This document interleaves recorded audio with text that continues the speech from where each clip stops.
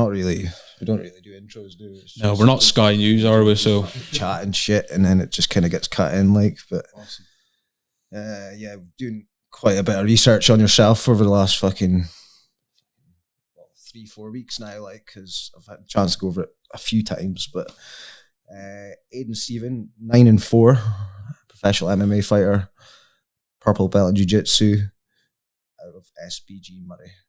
Welcome. That's me. Do you want to speak a little bit about early influences MMA? I've got a bit here because, like, back in the day, like, I know you from before training and all that shit. I've got WWE. Oh yeah. Taekwondo. Yeah, man. So when I was 8 years old, I moved from Inverness to Lossiemouth. Now my mum's side of the family, her cousin is married to John Williamson.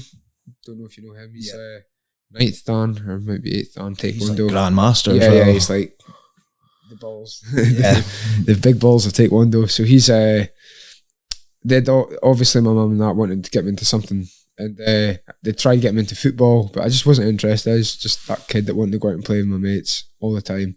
They wanted to get me into something to kind of keep me occupied, so I gave Taekwondo a bash when I was about 8 years old, and I enjoyed it because, like, it was kept me focused on that. But by the time I got to about 12 years old, I got my black belt and I started competing and stuff. But then when you get to about 12, 13, that's where going out with your mates becomes a bit more of a, good time. Yeah, exactly. I don't know how to explain it. Like, yeah. And then when I was like 13, I just lost focus. I wanted to just go out with my friends all the time, and then by the time I was 14, started to like discover girls and alcohol, stuff like that. When I remember you as a kid, you were just a kid that went about fucking backflipping everywhere. Backflips, parkour. parkour. Yeah. And you were massing about that was for crazy. a while, like, so it just goes to show you, like, anything I put my mind to, I know I can do. I saw that. Remember Jump Britain? I don't know if you remember that. Yeah, I remember that. Like, yeah, I saw that on the TV, and it's like, I want to do that. Just taught myself how to do backflips off the walls and stuff. Taught myself how to free run, and then with like fighting, we had no coaches or anything at the time. Mm-hmm. Me, Martin and Kev kind of taught ourselves as well. Just like anything, like, I put my mind to, I'd do. Like, back and before, you're kind of YouTube and all that shit as well. So yeah, you're having to look alternative places for fucking information, It's a lot of information at that time is just passed on from one person to another. It's not like can go and look up every fucking technique going on YouTube just now. Yeah. Is it quite surreal that these are all self-taught and now, like, you're fighting under, maybe not under the UFC banner, but like your fights are available on the UFC website, Fight Pass, whatever you want to call it. Do you ever like just, I mean, I know you can't look back all the time because you want to do greater things going forward and that, but you ever go like, fucking hell. It's been a crazy journey, man. I'm really proud of myself, You should be like, yeah, fucking right. And like, to even get to Cage Warriors under the kind of circumstances that we've had, that alone. But like I say, I've dropped off the gloves here. Next time I'm on here, I'll be a pair of UFC gloves. Definitely think within the next year and a half I'll be in the UFC. I just need to get a solid win streak together. But now, I tested the water dropping a weight class. I fought at this weight class before, but I never had the discipline, and two, I never had the time. I had a lot of other things going on, whereas now I can kind of focus a lot more. So what's changed in that respect then?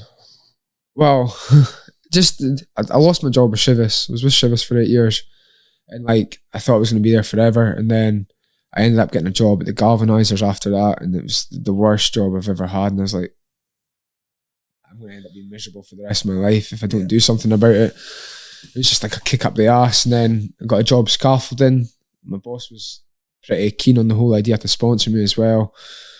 And, I've just looked at, like, I'm getting older now. I'm 30 this year, so I've got to go for it now. And that last fight, it was a big ask. He's a really good opponent, and dropping a weight class as well. But I just went in there laser focused, got the job done, and I was wanting to fight again early this year, but I don't know if I've just had a kid 3 weeks ago. Congratulations, by the way. Yeah, don't envy these Godspeed. stages just now, yeah. When I take about 6 months out, get the kid into a routine kind of thing, and then just get back to it. This is your second child, and I watched your Second and last. The mini documentary that was done on you a few years ago. You kind of go into how becoming a father kind of scared you in a way. Was it the same? You had a bit of tough time initially with Zach. Zach was had to take a bit of time out. Early. Yeah, he was only a pound when he was born. That's crazy. Like, yeah, it was tough. But I always remember the doctor saying, "Look, we're going to have good days and bad days. We never had one bad day. It was every day was good." And now we've got like a perfectly healthy 4.5-year-old that just doesn't stop moving. Doesn't rest. I've got a wee bit. I'm just kind of ask you about Louise. Is Louise? She's combat sports as well, isn't she? Yeah. So it's really cool. Like, it's one of the reasons that we first met. It was like, you know, I'd seen her. I'd seen Louise in the paper and everything. She was always in the paper. And, you know, I knew she was really good. I'd seen videos of her before training, and we were initially training at Focus, and Spike was there anyway, so I kind of saw her at the gym. But I'd never ever spoke to her. I just thought, oh, there's that tidy bird again. And then it's hilarious. Me, Ginge, and Jace, I think it was. I can't remember. We were through in Inverness shopping, and I saw Louise at USC. I didn't know she was a manager there, but I got home and I messaged her, and everyone was like, "Oh, you messaged her?" I was like, "I'm only asking for her staff discount." So I did. I messaged her and I was like, "Look, there's this really nice red jacket there I want. Can you buy me it?" And she was like, "You've never spoken to me before and you're asking for my staff discount." And I was like, yeah. Are you going to give me it? And she's like, "Yeah, I'll do it this once." And then I gave her my number, and the rest is history. And she was high level kickboxing as well. She qualified for the 2008 Beijing Olympics. Yeah, Jesus. Yes, yeah. I knew it was high level. Like. And this is before like there was loads of weight classes, and Taekwondo was like such a like major sport for the UK and the Olympics, because as soon as Jade Jones won gold in the Olympics, it became massive in the UK, and there's more weight classes now and stuff like that. But when Louise was doing it, there wasn't as much weight classes, and what I ended up happening after the Olympics was they dropped her. Right. I think they dropped her weight class in general. Okay. And she moved back to Elgin, but you know, it's the best thing that can happen, because kind of kids have got a solid fucking base regardless. Ain't no one picking on those two when they're growing up. It's quite mental, like in future years, mentioning the Olympics and that, like MMA always gets thrown about as like something that's going to become an Olympic sport. The only problem with MMA is it's like Olympics tends to be like a sport. MMA is like 5 or 6 or 7 sports. Yeah. So I'd love to see jiu-jitsu in the Olympics, get karate out of the Olympics. Yeah. Like stuff maybe like Thai boxing. Thai boxing. Kickboxing. Do you think things like obviously you're seeing jiu-jitsu coming more into like mainstream these days? Do you think that will be an Olympic sport? Yeah. Within the next 2 or 3 Olympics, I think it will be. I think it is going that way. Because they have shit like softball in there, you know what I mean?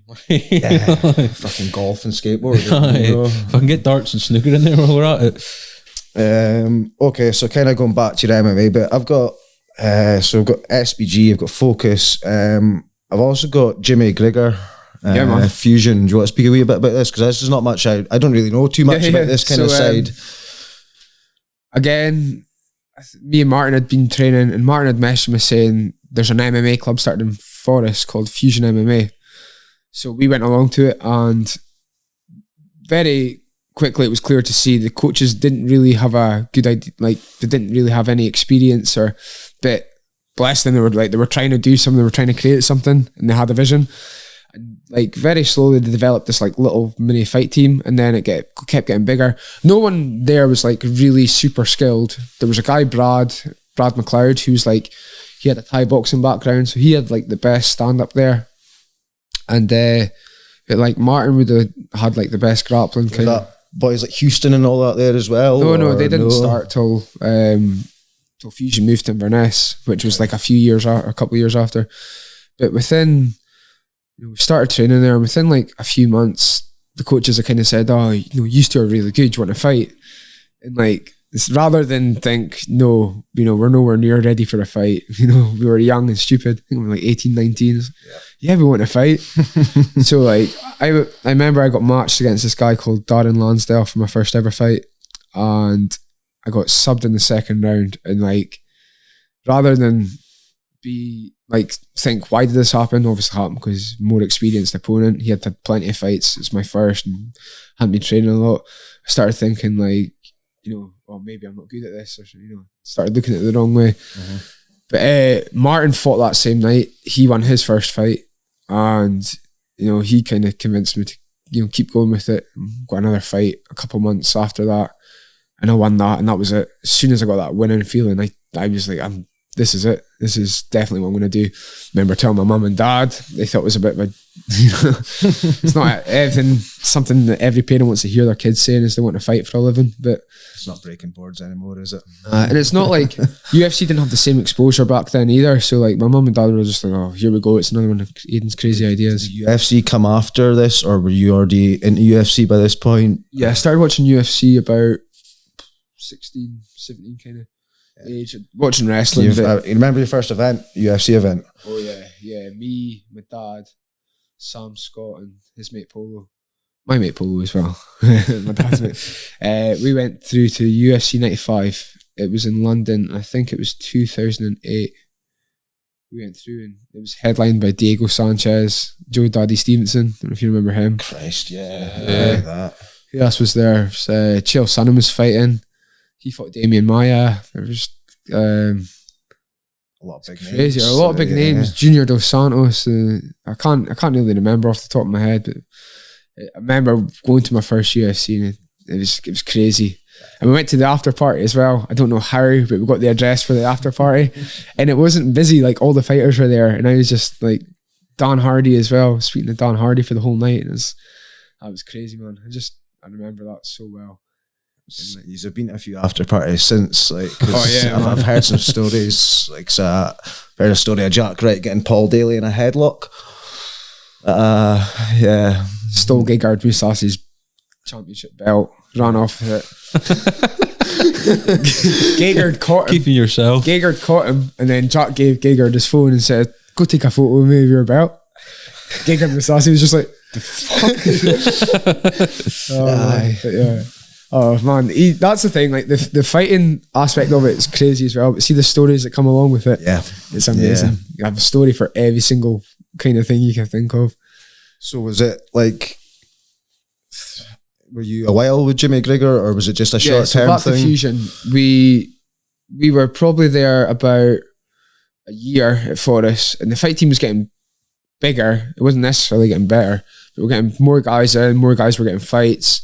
And then within a year, the Forge Gym in Inverness opened, and they had asked Jimmy if he would move from Forest to Inverness because more people would be in the door. It's a bigger space, and we did that. And for the first while, the gym was booming.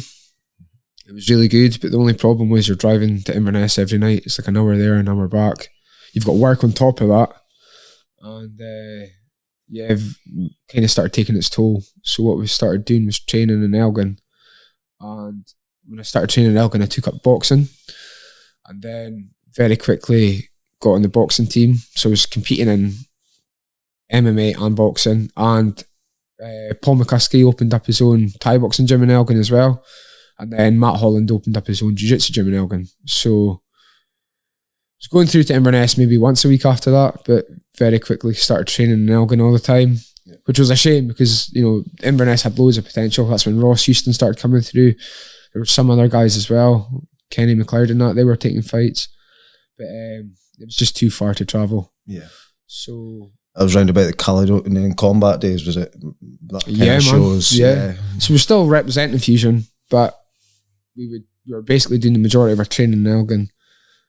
And then, we kind of left Fusion, kind of started fighting out of what we called Jiu-Jitsu Misfits, which was kind of based in Elgin.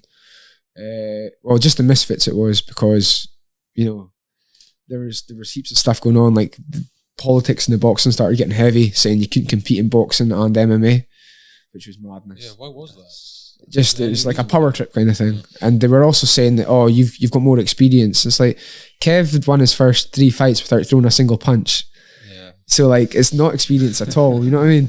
And what happened as well? We got kicked out of our jiu-jitsu gym because our coach's coach came up with this crazy rule that you weren't allowed to train with other people from other gyms. But you're not going to get better doing that if you just train with the same people all the time. So we were just like, nah, we're having none of that. And I think this was at the point you moved up to Ali's, was it? Yes, we moved to Ali Savil's gym, created the Jiu-Jitsu Misfits. And then soon after that, affiliated with SBG and just became SBG Moray.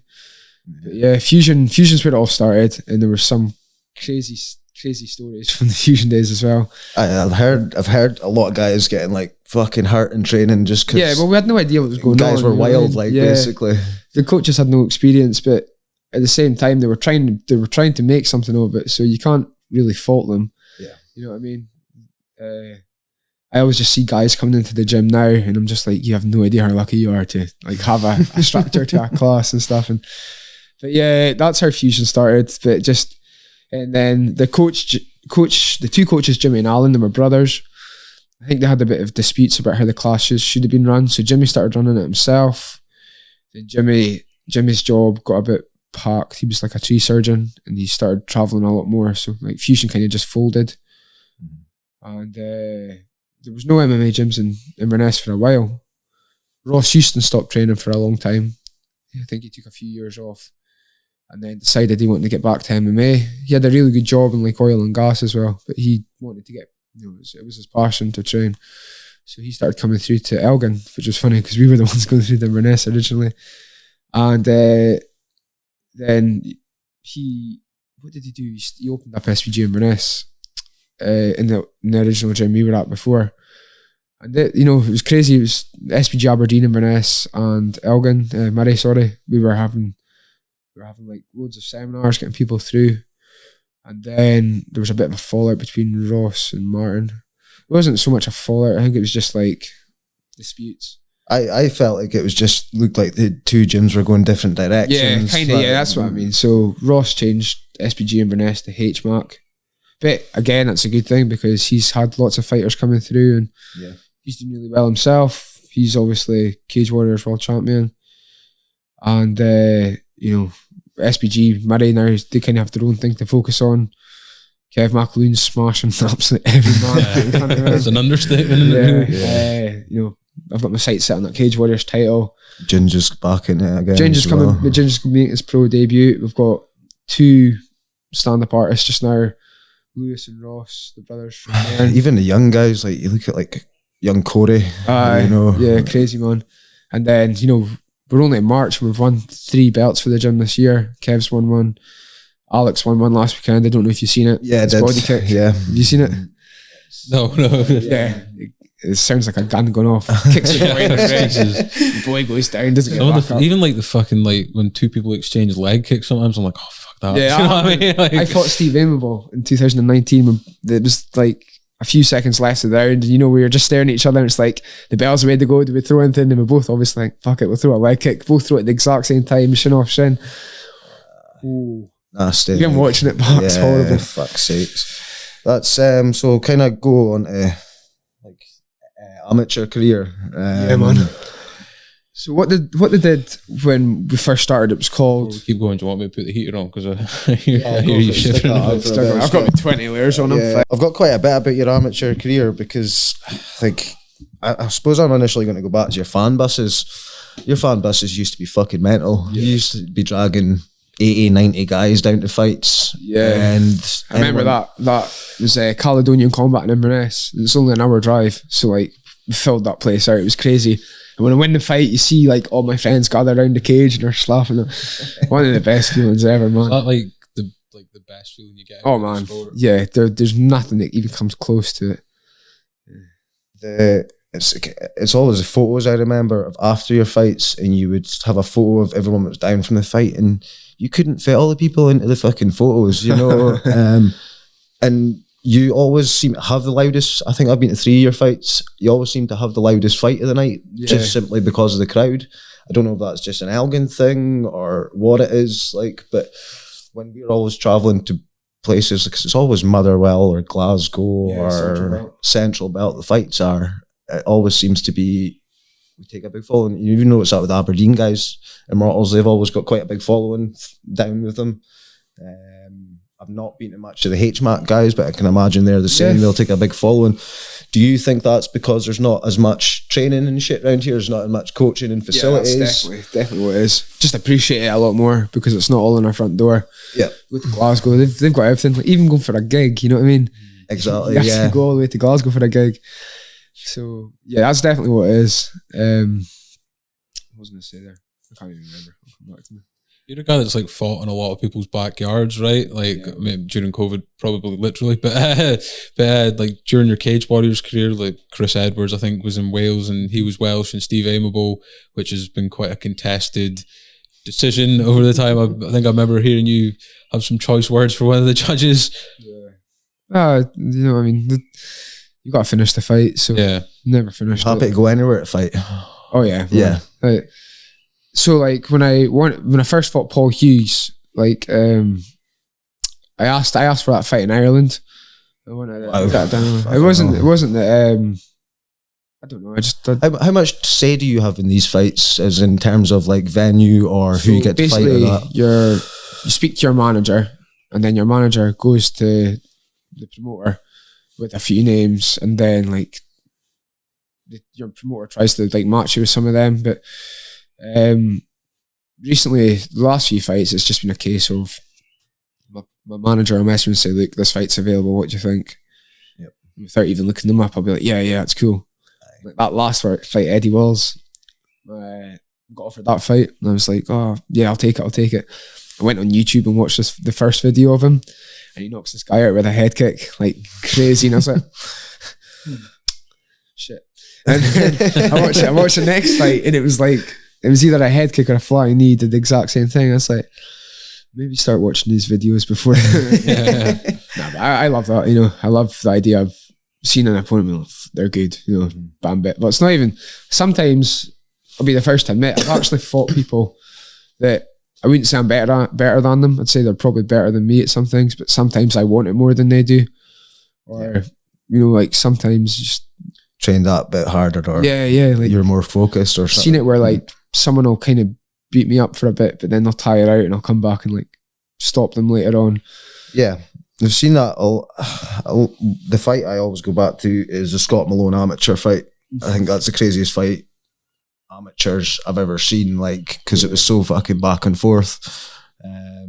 Scott's such a cool guy as well, man. Is that a fight you would like in pro again? I know you guys are good mates in that. I train with him a lot now. Yeah. To be honest, I don't want to fight any Scottish fighter. There's a whole world out there. I don't. If it was the benefit of like it. We were kind of discussing this before you came. If it was a case of like, right, there's going to be a UFC Glasgow, give you a Scottish fighter, you're obviously going to take the UFC fight. Yeah, but of course, yeah, it's a case of the UFC come and call, and it doesn't matter who it is, you'll fucking fight. Like, yeah. The thing I think as well just now is the Cage Warriors Bantamweight Championship is probably going to be up for grabs soon, because Don Wood in the champions, he's doing the Dana White Contender Series. Yep.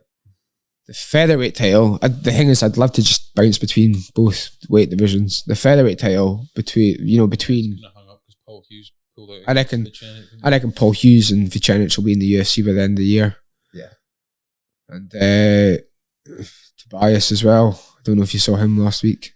No, I reckon he'll be in the UFC by the end of the year as well. It's blowing it kind of wide open. So like the whole thing's gonna be wide open as well. So I reckon this is all perfectly timed for me just to get that couple solid wins, and not even just get the wins, like impress, put on a masterpiece. And I definitely, I'm telling you, I'll be in the UFC within the next year and a half.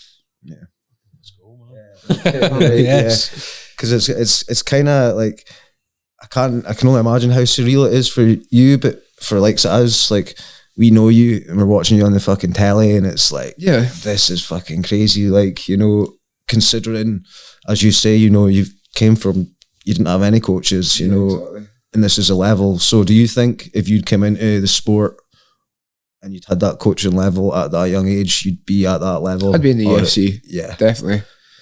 Definitely would have been in the UFC. Do you think you would have had the same passion for it, considering you not had to work as hard for it if it was done the other way around? Yeah, definitely. Yeah. Anything I put my mind to, that's me laser focused. Yeah, like even now, like having the wee one, see, just being at home, it's probably an awful thing to say, but I'm just like, should be training, you know what I mean? Like, I'm only happy when I'm training. Like, it's well, you're kind of you're a natural athlete. I remember you were training for a fight, and you'd put on Facebook, you'd entered the fucking Gordon Castle fucking 10K. You came 8th. Yeah, man. And you're in against like professional fucking road runners and shit like that. I was brilliant. The road runners, like coaches were coming up to me after and like, oh, who'd you run for? I was like, run for? Can't even run. You done a K1 fight, and I can't remember, you'd either broken your foot or you had a swollen ass foot. You ran the marathon the next day with us. Yeah, man. That was like a 6 mile run. Didn't think anything of it. So it's obviously just like, this is pure natural. Another one, I was meant to be fighting this guy from Malta. It was meant to be my 4th pro fight. He pulled out on a week's notice. Now, I had done everything to get ready for the fight. I know there's like this big dispute of like, do you fight bums? You know, like people that have like more losses than they do wins record. But I was like you say, I always have crazy support for my fights. Filled a bus. Loads of other people coming down. So I was like, just get me an opponent. I'm not bothered. Got offered this guy, and I looked him up on YouTube, and I was like, it's gonna be a first round stoppage. You know, it's just like, it is what it is, man. You know, I've done everything on my part to get ready for the fight, and I'm not turning around to all my friends and saying, no, I'm not taking this fight because, you know, it's an easy fight. So yeah, I took this fight. It was meant to be one of my easiest fights yet, and then about 4 days before the fight, me and Shay were in drilling, and I broke my rib. And I was like, no, do I take this fight? Because even then, if I lose to this guy, I'm going to be the laughing stock of the UK because I've lost to this guy. And nah, like you say, I just pushed through it, man. Went in there and and I remember warming up and I couldn't breathe. My rib was poking into my lungs, and I was just like, shit, might have fucked this one up. Got a nice early finish, but I was out of action for a long time after that, actually. But yeah, I've gone into the fights with broken foots and, you know, broken ribs and stuff like that. I know it might sound like a stupid question, but is that more of overcoming mental stuff, that really, in terms of like you were saying with like anxieties of, oh, I'm going to be the laughing stock of this guy gets the better of me because of this? It's also just been really, really stubborn as well. Like just being a male and refusing to admit you're wrong. The training for the fights, like I've trained with you guys, have seen it in Savage Sundays, you know, you guys spewing on the fucking mat and stuff like that. Especially around the time when not just yourself getting ready for fights, you getting other guys ready for fights. I remember when you were getting Callum and Jack ready for Smart, you know, the sessions were fucking like proper intense. Do you find just as much satisfaction out of coaching guys? Yeah, unreal. Because when I call it a day with fighting, I'm going to go into like a full-time coaching role. Yeah. That was always the plan. And, you know, like it was always a plan because it's something I wanted to do, but until I actually did it, and then you felt how rewarding it was, and then it was just a completely different perspective to look at it. But yeah, I love the whole coaching thing just now. I coach kickboxing on a Tuesday night just now, and it's like probably the best part of my week. Yeah. And there's 2 PTs I've got just now who I've kind of like got a bit of a favoritism going for them, but you know what I mean. Like, got this lad Stephen Sim that comes in on a Wednesday night or a Tuesday night, and he messaged me saying like he wanted to learn how to box. So I got him into the gym and I was like, here's the punch bag, kind of like show me what you've got and we'll see what we've got to work with. And I remember his first class, I was like, fuck, this guy's shit. You know what I mean? This is going to take a long time, but you should see him now, man. Unbelievable. Yeah. Hands are lightning fast. His heads, you know, his hands and head are always in the right place when he's throwing things. Always dead keen on learning, and he's like me. He's dead stubborn. Like I always do a finisher at the end with him, like say it's like press ups or whatever, and he'll, you know what I mean, like he'll push himself crazy. It's brilliant to watch. And then I've got this lad in on a Saturday morning. John, he's a bit older, so he's 52. Right. But he's got the cardio of a 21-year-old. Again, when he first came in, he never. But he's so determined. It's crazy. It's one of the highlights of my week is having him in. And like I had him in this morning and he was like exhausted. And like, most people just be like, hang on a second, I need to get my breath back. He just keeps going and going and going. I'm just like, see if I'm like that when I'm 52, I'd be delighted, man. He's not just as rewarding as like your own career's like satisfaction, like helping people for the better in that sense. Yeah, definitely. I coach kids on a Saturday morning as well, and that's you are banging your head off the wall a lot. But at the end of it, you should see some of the kids that have come out of that class. Yeah, kid Ethan that we've got, just freak athlete, wonder kid. Just you show him something, boom. He's definitely like, I don't know. I'd love to just tell his dad, look, kid's got a chance of going on to be just. Then I tell him to get a job and let him drop out of school. Even some of your slightly older kids, he looks like a Shay, Yeah, man. Shay was a little boy when he started training with you guys, and he's a fucking world champion now. I remember the day Shay left, I was devastated because I was happy for him that he was going to go and get new training, and I know he's always on the go training, but I just remember it's like, that's a training partner I loved. Yeah, I always learned something different with Shay. He's half my weight, but he's launching me about like I'm half his weight.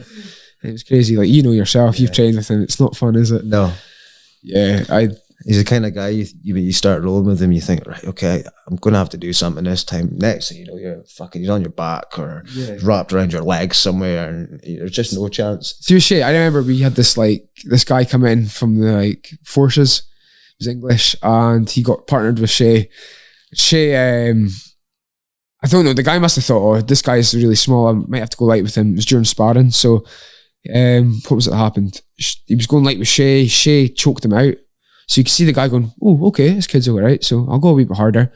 And then Shay choked him out even quicker the second time round. So this guy was like, no, you're not doing that again. So this guy, a big guy, keep in mind, this guy went 100% on Shay, and Shay choked him out even quicker the third time, and Shay, when he was trying to go 100%, and it was that look in the guy's eyes like, I fucked up. And I just like, oh, I was such quality, man, because like the whole point of jiu-jitsu is like the little guy being able to using technique use a technique properly. Yeah. So he's doing so well now, and like we don't keep us in touch as much as I would like to. Yeah. But he'll be back, and he's going to be like that high level training in America one day. He'll be doing his own DVDs. We all talk about John Danaher and that.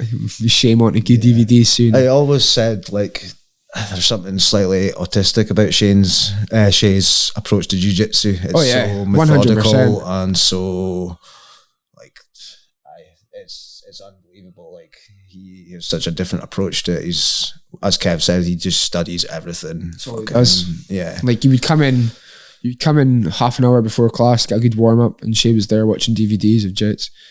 And yeah, man, he's just, you should see him. Like I remember, like before a grappling match, he goes into what I call Shay world, and just there's no talking to him, and he's like laser focused, and then like he almost goes psychopathic, like his eyes and that, and he walks around and he's looking angry, and then even when he gets his hand raised after, he's still in this zone. He just drifts out, and he's like, he looks like an actual murderer. And it's terrifying because he's about 3 foot tall and he weighs about 10 pounds.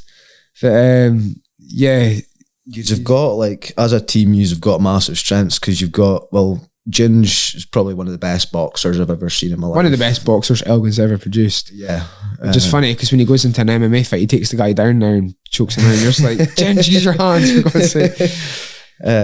You've got Kev, who's just absolutely smashing it. Mm-hmm. Yourself smashing it in the cage. Shay smashing it on Worlds, and then Martin is just kind of, sorry, I'm missing out. Doug, Doug smashing Scottish it. Commonwealth, yeah. And then Martin kind of is like fucking godfather of the whole lot. Yeah, and then like I say, we've got the Ackert brothers coming through just now. They're just destroying everyone in K1 and Thai boxing. I see Ross Houston's back training through SBG Moray and things like that as well, which is good to see. You know, we don't see it on the surface, but you probably train with these guys week in, week out. You know, you probably be able to tell us about like like how good is Chris Duncan? You know, you've trained with him. Very good. Because we've only seen what we've seen on the telly. Yeah. You know, He totally got robbed, by the way. With that what was it? The Dynamite Contender Series. Yeah, because His opponent pulled out, but he had made weight. So then Chris then had to make weight 2 weeks later, and like, it's not. Completed yourself twice. Yeah. 2 weeks. That's the only reason he lost that fight. And had he fought his original opponent, he would have murdered him, and he would have had a UFC contract, and he just got totally screwed over there. is there any guys that we're not hearing of yet that are on their way up Scottish MMA scene? Like Mark Ewan. I don't know if you've heard of him from higher level. No. One of James Doolan guys. He's just pick your poison, get knocked out, get submitted. Is he one of these guys that's just like he's not got a strength in particular? He's just good at everything. No, he's great at everything. Great at everything. Yeah. Like okay, he's probably the next big thing coming out of. UFC level. Oh, definitely. Yeah. Just give him the time. He's dead young as well, so he's my top pick for. Because the Scottish scene, I don't think a lot of people realize the amateur scene in Scotland's massive. Like there's a lot of gyms, a lot of fighters for a lot of gyms. Yeah, that Scottish Hit Squad. They've got Paul Craig. Yeah, Paul Craig. That's his gym. Yeah, it's Vanguard. He's just signed a contract with Cage Warriors as well. Yeah. They've got a crazy amount of talent, man. They're definitely between them and higher level. It's they've definitely probably got the future there. Even like north, you've got Aberdeen, you got Paul McBain, your Shell, Ross Sellerway. McBain's fight last night. Not seen it. It stopped early. My bank account definitely noticed it. I bet big on Paul. I've fought Paul before. I've sparred Paul quite a lot, and he's bet on yourself. Yeah. Oh yeah. Yeah. When I fought Jack Collins, was this what it was on William Hill? Yeah. I only had £700 in my bank, and I was 4-7 on William Hill, so I only had £700 in my bank. Stuck it all on myself and got £400 profit, and then when I fought Tobias, I was only a slight underdog, but I put roughly about £400 or £500 on myself, and I got stopped really early. But again, it was just because I was so confident I was going to win. I did everything right in that fight camp. It's like the way I look at it, you know, like Jose Aldo getting stopped early by McGregor, and you know other world class fighters getting stopped early. It's going to happen sometimes, yeah. So like I had a hard time kind of accepting that one because you know the way it happened. It's the first time I've ever been knocked out in my whole career. You know what I mean? Like fighting 10 years now, and I had a really hard time accepting that one. But Martin and Kev went and got me a psychology coach, a sports psychology coach.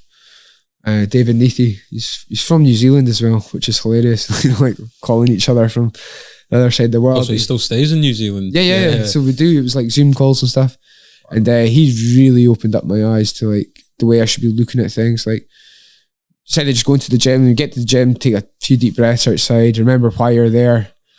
You'd always say like create this alter ego as well when you go into the gym. Like you're not Aidan Stephen, you're the phenomenal, and kind of be the phenomenal. And like he taught me so many things, and I've definitely in the last 2 years, like, because I've always really, Martin and Kev will tell you, I've always really struggled with the psychology side of it. Like I'll train brilliantly for a fight, get prepped up perfectly, and then about 5 minutes before I do the walk, I just start telling myself I can't do it, or like just let doubts creep in, and like I get really, really bad anxiety before fights and stuff. But over this last 2 years, it's not been bad at all. Like I've really actually gone in there.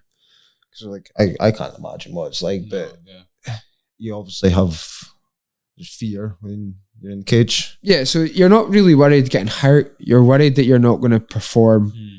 Yeah, like getting hurt's never an issue. It's like, am I going to look shit?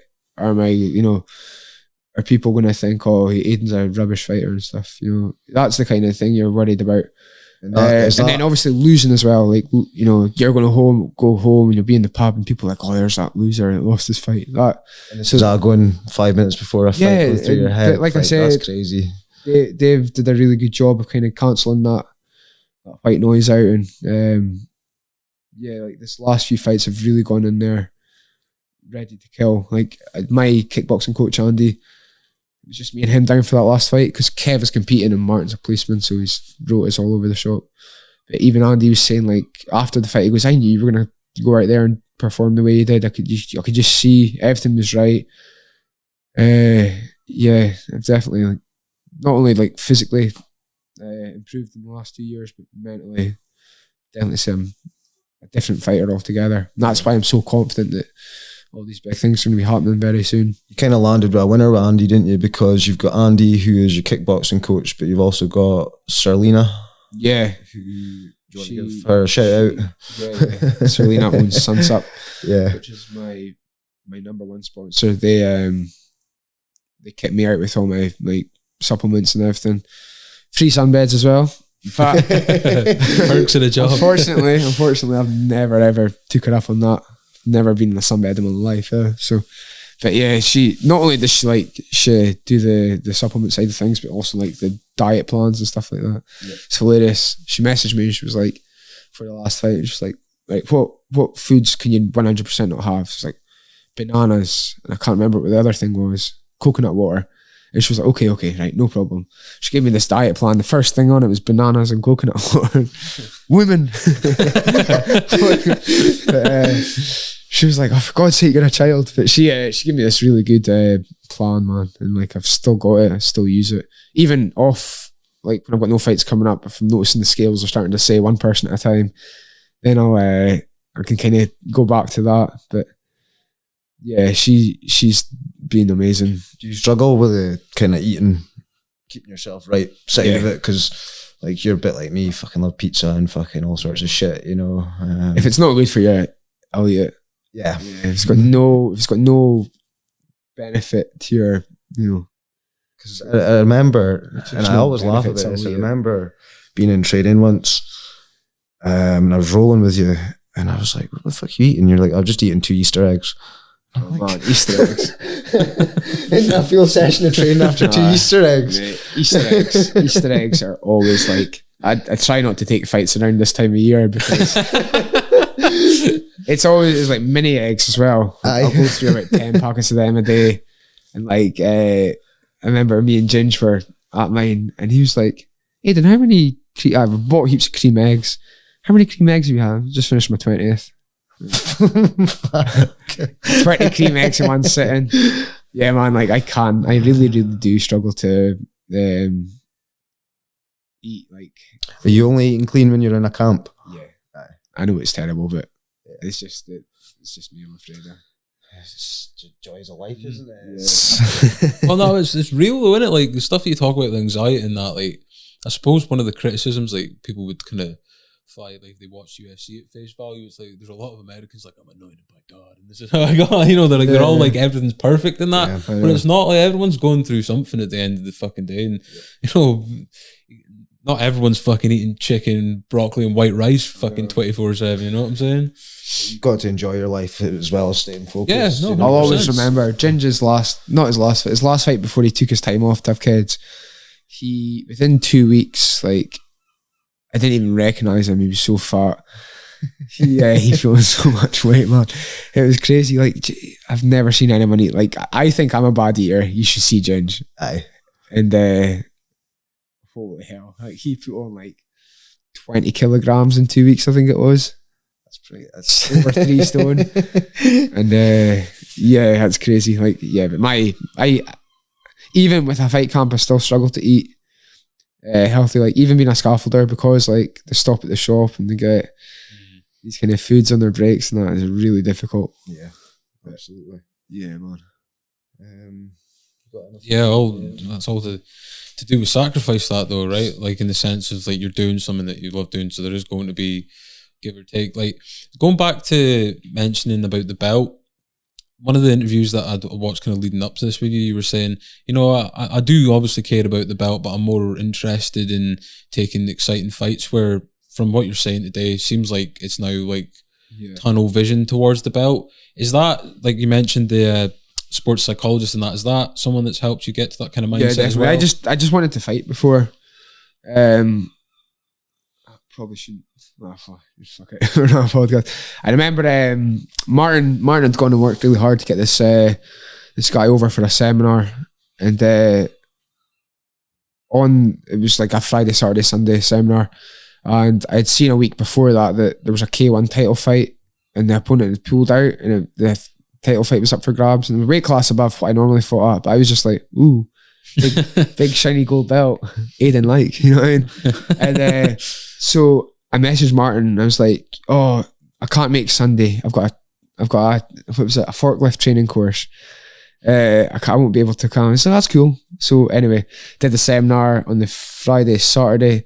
On the Sunday, went down to Glasgow, took this fight, got this belt. And I was like, how do I break it to the guys that I've got this belt? I was like, I just won't tell them. And then someone went and put the video on Facebook of the fight. And Martin went crazy. He was not impressed at all. But you know what I mean? Like that's like, that's just like me and Martin all over, you know. Like, he's obviously very fucking clever and wants to do everything properly, and then there's me just an idiot, you know what I mean? So there definitely has been a few clashes over the years over that. But like you say, yeah, like before I was wanting to fight anyone, and I didn't care who it was, and I would just take any fight for the sake of it. But now kind of like, it's like, why am I taking this fight? Right, okay, it's getting me closer to the title, or, you know, there's point to it. So yeah, definitely now it's more, there'd be no point of fighting someone that's like ranked lower than me, because I'm expected to win. So if I win, everyone's like, well, you should have won. Yeah, there's not much. If I lose, then people are like, you got beat by someone that's ranked lower than you. So now it's kind of just, you know, taking the right fights to get to the right place. Because again, yeah, even watching the UFC now, like I think that they said the average age in the UFC just now is 36. So there is plenty of time, but it's not even a case of like it's a hurry to get there. I just think now is the time. You know what I mean? Like let's just go for it now. And do you think we've chatted about this previously? Do you think a lot of the UFC these days is your ability to publicize yourself rather than your fighting ability? It has a lot to do with fighting ability, but if you can you can talk your way in a press conference, you can get these fights. You know, do you think? And it's a shame. It's a shame that's the way it's going, because everyone thinks they're corner now. Like you watch any press conference, people mentioning people's kids and parents and stuff, and you're like, oh, come on, that's not like, even Colby. There's an interview of Colby on. In fact, it's not an interview. Sorry, he's talking to a kid, and he's like trying to give him the, you know, like a talk to what it takes to be a fighter, and it's like one of my favorite videos online. And it's when you see the real side of Colby. It's not the whole act that he's doing. Yeah. And like the way he presents himself, the way he comes across, and I'm just like, oh, I really like that guy. And then he's like out there calling people, like, you know, saying stuff about people's kids and stuff like that. And I'm just like, why are you doing, like that's not you. Why are you doing that? And then it just seems to be the way it's all going now. Another thing that's happening just now is people laying hands on each other at press conferences and weigh-ins and stuff. It's like, you know, why is there no fines, or why is there no legal action? Why is there no legal action? And people are saying, oh, Masvidal, no, Colby's a bum for, you know, pressing charges. Fucking right, he's got press charges. If he doesn't press charges, everyone's just going around doing it. So, I hate the way that this is like becoming just so common now, and even drilled into like the young people at the gym as well. Like, this behaviour's not what we accept here. We especially SBG, we do our best to teach kids that, like, oh, that's not the way to do it. You're always like respectful to your opponent. You'll shake your hand before the fight, shake your hand after the fight. Celebrate on the mat. Don't celebrate in front of your opponent. Yeah, and you know, just if you can kind of implement that in their mind from a young age, they're going to go on to do that. But if they see it on the TV all the time, you know what I mean? They kind of glamorise that behaviour. Exactly, yeah. So, yeah, I hate that, man. Because like there was a thing recently that they actually showed me where, you know, I don't want to like go too deep into it, but there was a group of teenagers that had put something up on Instagram where it was like all this kind of bullshit of people bullying and that, and then he screenshotted that you and Kev had commented on it, and then those videos disappeared quicker than Prince Andrew's 2001 contacts list. You know, like you know what I mean? But yeah, man, that's it. Kids. That's the thing these days, though. Like when we were kids, social media wasn't as apparent, and you know, you maybe get a video of a fight now and again, but anything is broadcast. Yeah, I always think like when we were kids as well, like there was none of like this trans movement or LGBT and all that, or however you say it. There was none of that. So like, you know, like, but now kids are a lot more like educated on how you should be like treating people and stuff like that. So like, it's always harder to see like kids getting bullied and stuff like that now. Yeah. I honestly wish I could go around every high school and just like teach martial arts to all the kids, let them take out their anger, let them kind of show them that there's other ways to solve things without violence. But unfortunately, you're never always going to get that. And you know, a lot of it even comes down to like the parents of these kids. And then sometimes it's the complete opposite because they got mollycoddled their whole life to rebel. You know what I mean? Like, but I hate it, man. I hate bullies. I hate that whole thing. There's that many people, especially you see it in the pub, that get into fights these days that have never been in a fight in their life, and they have no idea how to fight. Or like, they'll talk online, like, no way, man, I can't believe you got knocked out. I would have done that, tossed their stuff in their face with Doritos. Do you ever get like casual fucking MMA fans coming up to you and be like, every time we go out, every single time, I would have done this to them, or I would have done that to them, or every time. Does that piss you off? No, because I would probably do the same if I wasn't educated on it. But one thing that triggers me is when they go, "Oh, I've been thinking about coming down to the gym." Fucking, why telling me do it? Yeah, don't say it, just do. Yeah. And you get this every single time you go out. Like Mike McLeod, you know, the tattoo artist that trains with. Every time he's out, people go up to him, oh, you know, I've been thinking about getting a tattoo. Fucking go get a tattoo then. I don't care. Why are you talking about it? Just go fucking do it. I'm sick of hearing things. I want to see action, you know what I mean? But yeah. So I've got a couple of bits here. Like your game as a whole, there's not a weak point in your game. Personally, I don't feel, but you have a few strong points in your game. Yeah. Your Darce choke. I'm taking your back and I'm Darce choking you. That's your Darce choke's fucking unbelievable. Is this something like I've trained with you and I've been in that position quite a few times with you? Is this something that you're hunting for when you're grappling? Because everyone's kind of clicked on to that's what I do. Like they kind of know how to defend it, and so not anymore. But before it was because I've got these long monkey arms. It was always really handy. It was always setting this choke up. But like. Started finishing a lot of people in competitions with it, so people started knowing how to defend it, or if they were going against me, like I'm not presenting them any opportunity to take that. So then I started moving on to Kimuras. Yeah. Now the same thing's happened with that, so now I'm going to have to go find a new submission. Do you I've heard how you speak about guys who pull guard. No, like I only do that to wind people up. Just a joke, like I say it just to try and like. What you think that people pull guard already? It's fine, I won't pull guard. Is leg locking something you're going to be bringing into your game? Because that's the way everything seems to be going these days, you know. I'm gonna have to. I'm gonna have to bite the bullet one day. I've actually like done a few classes on it and that, but it's just I really struggle with it, man. Like even in the gym, if someone's showing something, I have to see it 10 times or try it 10 times before I can get it. I'm not one of these guys that just picks things up just like that. Yeah, I'm gonna have to. The guy I'm competing in SGI in 5 weeks. And the guy I'm against is a leg locker. And the guy I competed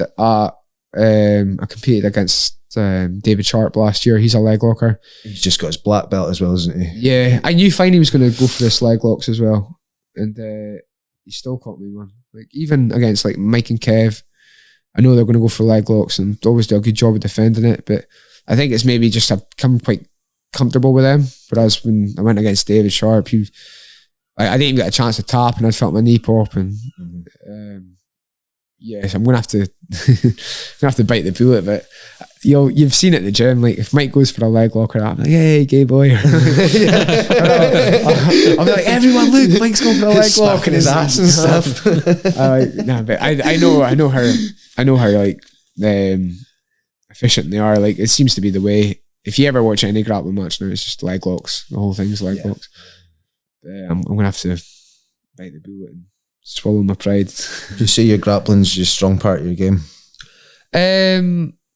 It's strange. I just go through phases of it. Like recently, like I've been doing a lot of sparring, and like I'd rather not take the person down. I'd rather just keep it up on my feet. I love striking, and then when it goes to jiu-jitsu, I'm like, oh no. It depends, man. I definitely think my striking's better than my grappling at this moment of time, but then it'll just go through phases of like being like, oh, I'd rather grapple. Say like this with Jens, keep bringing him up, but he's his hands are amazing. Yeah. But he's a very good grappler, and he'll go through phases of wanting to take people down, and he'll go through phases of wanting to strike with them. It's just, I don't know. One thing that will happen, like at least 90% of my fights, I've taken my opponent's back. Like I always get into that position, and then the majority of the fights end with the rear naked choke as well. So like although people going about the darsh, I do get the rear naked choke just as much. Yeah. Like, well, the Malone fight, you had the backpack for. Yeah. Unfortunately, he's very good at defending. Well, we were just talking before. I was watching the fight last night, and there's the bit where you've locked in a rear naked choke on him. He falls back. And the guy with the camera's not got a good enough angle, so he like quickly runs round the cage with the camera to like. I was in absolute tears at that, mate. Oh, it was a fun fight. Just going back to Scott Malone for a second, I was going to ask earlier, when you're in a fight that's like such a war of attrition like that with someone, is that maybe a reason why you're such good mates with Scott today? Yeah. Like, if you feel like if that had just been like one of you had dominated the other one and got the win, you might not have that kind of deep respect for each other that you do now? Yeah, it definitely is. As soon as like I had the fight, like a new level of respect for him as well, because like I know I'd been through hell, so like I knew he'd been through hell as well, and that was definitely the turning point in like becoming good friends with him. Because that wasn't the first time that you actually came up against him in competition, was it? Absolutely fucked me up. He entered a grappling competition and he smashed me like within 30 seconds, and then Was that with judo? Yeah, he judo flipped me into like, so it wasn't even like a traditional jiu-jitsu choke. It was an Ezekiel choke where you just drive your fist into their throat. And I was just like, what the fuck just happened, man? And like, he went on that competition in the open weight and he was beating like grown men, like people twice his size. And holy fuck, this kid's really good. And then, I know I've said this on that video, the documentary thing, but he fought a lad from Aberdeen, and I was like, he had this really distinctive like tribal tattoo up his chest and down his stomach. So I was like, oh, that's that fucking dude that fucked me up. And he went in and he did the same thing again, fucking threw the guy over his head, choked him out straight away. And I was like, he was weight class below, but I was like, I'm going to drop down and face him. I want to get that win back. And then like 2 or 3 years later, we got matched, and that was that. So like going into that fight as well, it was more, like revenge on my mind. Yeah. And in my third ever MMA fight, I got armbarred by this guy, Stephen Cusick. And like, it wasn't until after the fight I found out like Cusick was like the big thing, and he was going on, he trained out like a really good gym, and they all like were touting him to be the next big thing, professional and stuff. So Scott got matched against Scott Malone, got matched against Stephen Cusick, sorry, and like Malone fucked him up big time, and I was just like, holy fuck, you know what I mean? Like, because Cusick beat me really early, caught me an armbar in the first 30 seconds of the fight. I took him down straight into an armbar, and Malone fucked him up. So like, not only was I wanting the revenge from him beating me in the grappling competition, but I wanted revenge for Stephen Cusick beating me, and I was like, to do that I could do it through Scott Malone. So you've also travelled about quite a bit for training. You've been down to SBG Manchester. Yep. What kind of guys? Martin Stapleton, Stapes, Saul, Antonio Rogers. Sheldon, yeah, Saul Rogers, Martin, man. This is when Carl Tanswell was coaching at the time as well. Yeah, like one of the best coaching minds I've ever seen. What's the level like down there? Because it's unbelievable. Yeah. Is it like, we know it's obviously Davey going to Grant be as well? Sorry, Davey Grant. Oh, right, okay, UFC, yeah. he was there as well. I know it's higher level than up here, but is it much higher level, or are we not far off the pro level here? You know, I would say higher level's the best gym I've ever trained at. Right. Like, Okay.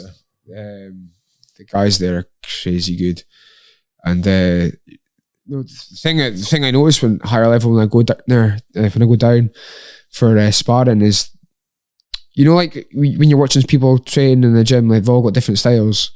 I think the guys at higher level, like, they all have much and such the same style. Like, the way they're trained, like, they're all really, really high level strikers, and then their grappling's really, really high level as well. But it's all really similar.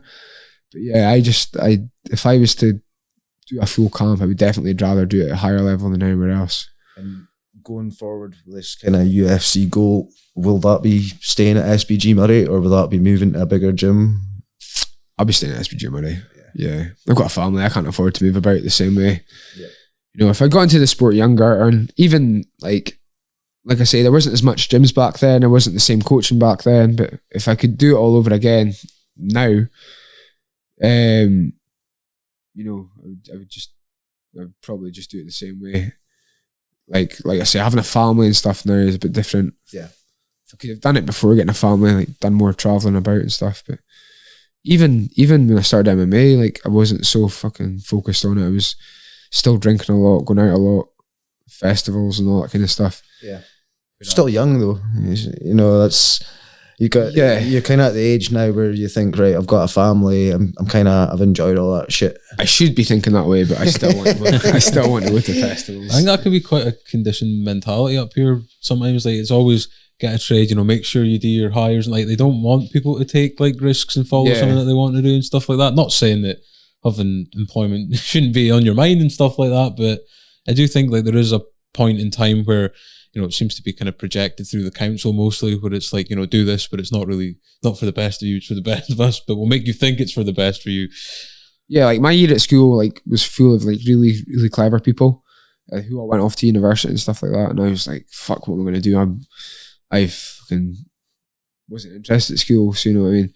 And now it's like half of them are working like jobs that they could have worked without going to university. Yeah, I know. I mean, it's cool to have this nice little bit of paper that says you're clever, but you know what I mean? It's not what you're in when you're at school. It's drilled into your head that you need to do well to go to university to get a job.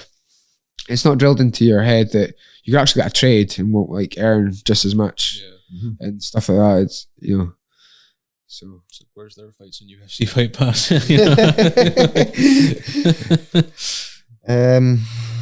Yeah, so I've got a little bit here. I want to speak about Carl Eleanor fight, because again, that was like a massive turning point in your career. I remember being genuinely gutted for you after that fight. I could see it in you after that fight, but that fight kind of changed you a little bit. You know, you seemed more fucking determined than ever after that fight to go on and just start smashing it. Yeah. So like prior to that fight, you know, I was partying a lot.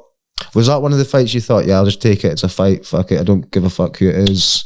Or did you know about Carl Eleanor? I knew who he was, but I just thought it was better. But Martin and Kev were getting on at me about my drinking and not coming into class, and maybe me, I just thought they were just moaning at me. I was like, stop moaning, you know what I mean? But this wasn't, they were obviously wanting what was best for me. And I remember I went to Dubai about 8 weeks before that fight, and like, I was always really good at keeping my weight generally low, but I'd kind of just fallen out of love with MMA at this point. And I remember I was up at 80 kilograms, which is a lot. I think it's probably the heaviest I'd ever been.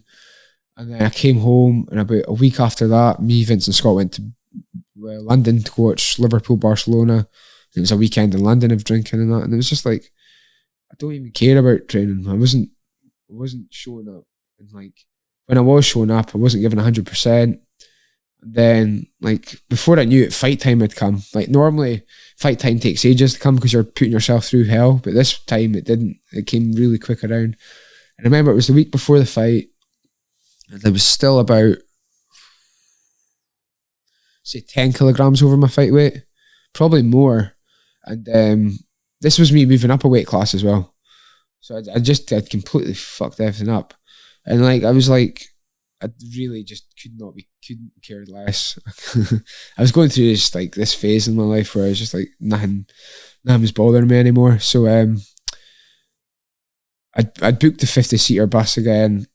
Everyone had came down, and yeah, then the week of the fight I started water loading, and then my weight went like sky high, and I was like fuck. And then I just remember like Louise was trying to help me cut weight in the bath, and like she was like, "No, we need to call this. Aidan, your eyes are rolling in the back of your head. You've." And I don't know. How heavy? How far out of weight were you? Like 10 kilo? I think I was about 10 kilos the week before the fight, and I was like, I was still a wee bit chunky, but like I was still, there wasn't. I didn't think there was 10 kilos to come off, and eventually I managed to get down to the weight. But not only did I get down to the weight, I couldn't hydrate straight away because then we had to drive all the way to Glasgow whilst I was down at that weight. And I made a total arse of this weight cut. And I remember I had to go take out money at the bank, so Ross and Cam pulled over and I went out of the car. And as I was walking to the bank, like I was fainting and my legs were really hurting. Like the joints were really hurting. And I think it's because there was like no fluid between my joints because I'd sweated out like every ounce of fluid in my body. I went down and weighed in, and within 24 hours I had not hydrated. I was still having like really bad fainting spells. And then I went to this fight and I was like, I knew fine. I was like, I fucked it. And I was like, I was actually surprised I made it to the third round because about 2 minutes into the fight I was exhausted, like completely exhausted. And then the second round I actually managed to take his back, and I was like, no one escapes my back takes. But I just had no energy, I couldn't hold on to him, and he got out the back. And then in the third round, the sloppiest takedown you've ever seen, I just shot and he just grabbed my neck and choked me out. And as funny as it sounds, I fell back in love with the sport after that, after getting my ass handed to me. Is that loss of blessing in a way? Yeah, because after that I went on that massive win streak that got me signed to Cage Warriors. So yeah, because you were riding high for a while, because your amateur career was a long amateur career compared to the majority 17 of guys. amateur fights, and I think I only lost about 2 or 3 of them. Majority amateurs are what, 3 or 4 fights, and that's in pros. Yeah. So like, it was a long time coming, your pro debut. But like, what a lot of those amateurs do is like I was taking like 3 fights within like 3 months and stuff. I was picking up a lot of fights within a calendar year. Yeah. So it wasn't like I was just like I had a massive long amateur career. It's just I was taking lots and lots of fights within like a certain amount of time. But I remember I went down to I'll tell you, I was going to turn professional, and then I signed with On Top Management, and James Lake, that was in charge, had offered me the Dominic Whedon fight. Yep. And I was like, oh, it's my last fight, then I'm going to go professional.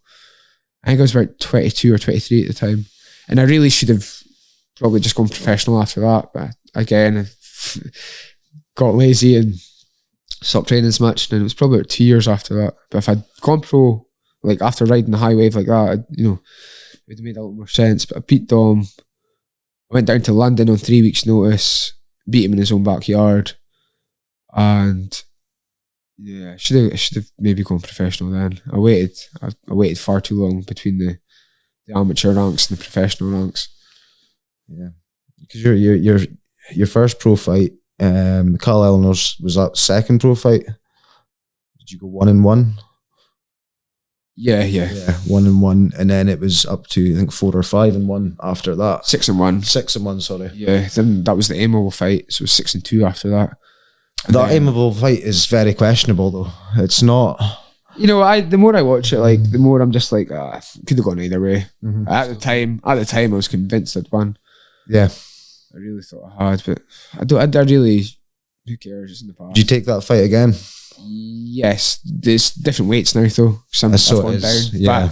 I'll say I've went down to bantamweight again. Have you? Yeah, because I did hear the Cage Warriors commentator saying, because you've spoke a lot about the struggles of getting to bantamweight and that. I went down for that last fight. What are you more comfortable at? Obviously featherweight. You'll get it with every fight, but you panic about your weight. Like, but the day before the fight or that, and you're like, fuck, I've still got like 4 kilos. Did you ever go the other way? Lightweight? The Jack Collins fight was at lightweight. So it was.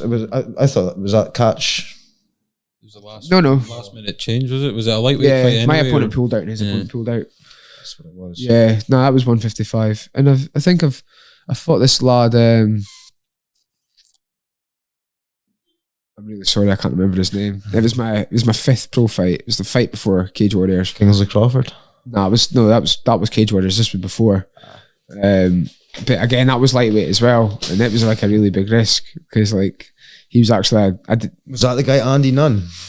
No, that was before that. This guy's from Glasgow. He was from Paul somebody. That rings a bell. Yeah, ginger haired guy. No, he's bald. Paul somebody else. I do remember. I'm rubbish with names, man. Yeah. I always forget names, but that was a big risk. I didn't actually. I knew he had stand up experience, but it's not till actually after the fight someone said, "Oh, it was a big risk." I was like, "Oh, how come?" And they told me the stand up experience, but luckily I just wrestle fucked. Choked him out. When did you find out that you'd got? Well, I should rephrase that question. Like, what was it like when you found out like Cage Warriors wanted to sign you? And that? Yeah, that was brilliant. I remember I was actually working at Milton Duff Distillery that day, and I got the phone call, and again, it was 3 weeks' notice, but Chris Edwards' opponent pulled out. And my manager had phoned me, and he was like, "Oh, Cage Warriors are saying, do you want to take this fight?" And I knew who Chris Edwards was because I'd seen him fight a lot in Cage Warriors. I think this was like his 15th fight for Cage Warriors. I was just like, yeah, I'll take it. And like, I went home, seen the scales that night. Again, quite heavy, but if you don't take these chances when they're handed to you, then you don't know if it's going to come back around. I took that chance, and it went better for you, really, could it? Yeah, even the whole like the way the sub, it's highlight reel kind of material, and then the backflip after. Yeah, everything just went perfectly. Yeah, it's nasty, that Kimura. Like, it's fucking nasty. Yeah, I've become a bit of a fucking decision master in this last few fights, but it's not. All decent fighters have got decisions in their career. Oh yeah, but like. I look at them like the last 2 fights I've come really close to finishing with the sub. Yeah. Like, I don't know if you saw the fight against Eddie Walls, but I had him in 2 rear naked chokes and the hand was there. Iconic photo of you looking like you're out to kill someone. Man. What did you say to him afterwards? Because when the decision got read out, obviously he was very gutted because you are both trying to achieve the same goal at the end of the day as all the competitors. I just said like, you'll be back. Yeah. I know how you feel just now. I lost my last fight, but you can't let like a loss get you down. Obviously, it's going to be hard to take for the first few days, but just straight back to it. Paul Hughes shot and shit during your fight. Oh man. So like, I'll be brutally honest. I just totally underestimated him. I didn't think he was that good, and then when he even took me down, I was like, holy fuck! Like, it felt like wrestling someone twice my weight, and like even when he was holding me against the fence, I had no answer. I don't know why. Speaking to you while this is all happening, like, because I've seen a few of his fights where he's actually speaking to guys. I don't think he was fighting them. Like, no, he wasn't really saying stuff to you at the weigh-ins though, because you were giving him F stare, and then he was kind of, he does that to every one of his opponents though, right? I never knew he did that. Like, I didn't study him enough to know that that's the kind of he tried to psych his opponents out before fights. So I was kind of more not intimidated. I was more like, what the fuck, this guy's crazy. But yeah, man, he's something special, man. Until like I can't emphasize how good he actually is. Like how he dominated me the way he did. Like, it was crazy. He's kind of your next big Irish thing as well, isn't he? Yeah, man. Don't get me wrong. Like, yeah, he fights next weekend. Yep. Hopefully he doesn't. We'll get some of your predictions later on, because Liam. No, don't take my predictions. You've got 100% success rate apparently. Oh my! I've seen you giving predictions on Facebook, and I'm just like, that's not going to happen. I went and said to all the boys at work this week, I was like, Paul McBain's fighting this weekend. Put all your money on him. Remortgage the fucking house on it. Let's go. Okay, so like, your next 12 months, what's the crap for the next? What's your plan for the next 12 months? Just getting fights in. I'm looking for an August comeback, June, July, August, like that kind of time. Yeah. So I've started to put my weight down now. Been fasting this week, doing a bit more training than I have in the last 3 weeks as well. Just slowly hoping Louise doesn't notice I'm at the gym all the time. But yeah, I'm going to just start getting ready Aiming now. for 2 this year. 2 this year, yeah. 2 this I was year. aiming for 3 last year, but opponent pulled out the day of the fight, man. Oh yeah, you I don't know if you've seen that. Yeah. So I would have had 3 fights last year, but How does that affect you? Like fucking somebody on the day, like with a week's notice, you can spit a day. yeah, you can sometimes get a replacement in a week as well. But in a day, you're just like, it's not even all the hard work was for nothing, but it was just like, You still want to fucking? You're still in his mindset, like I just want to fight some cunt right yeah. now. I weighed in and I said if anyone pulls out, I'll take their place. And like I was sat staring at my phone the whole day, and Kev's like, Aidan, come on. I was like, someone's gonna phone. Someone's gonna fall down the stairs in the hotel. I might have pushed them, but but to be honest, like I was obviously devastated, but then I realised, because the Cage Warriors had to pay me because, and then I realised I had all this money and I was in London with Kev, and Kev knows London like the back of his hand. You don't have to give us any too much information, but on a personal level, like how much does this pay, this sport? Like It's not rubbish. For getting punched in the face for like all year round. You know, people just think it's 15 minutes in the cage, and it's like it's 3 months of fucking fighting Cage to Warriors sell out their shows as well. They're making good money. It's like I know that the UFC, I've seen fight purses and things like that.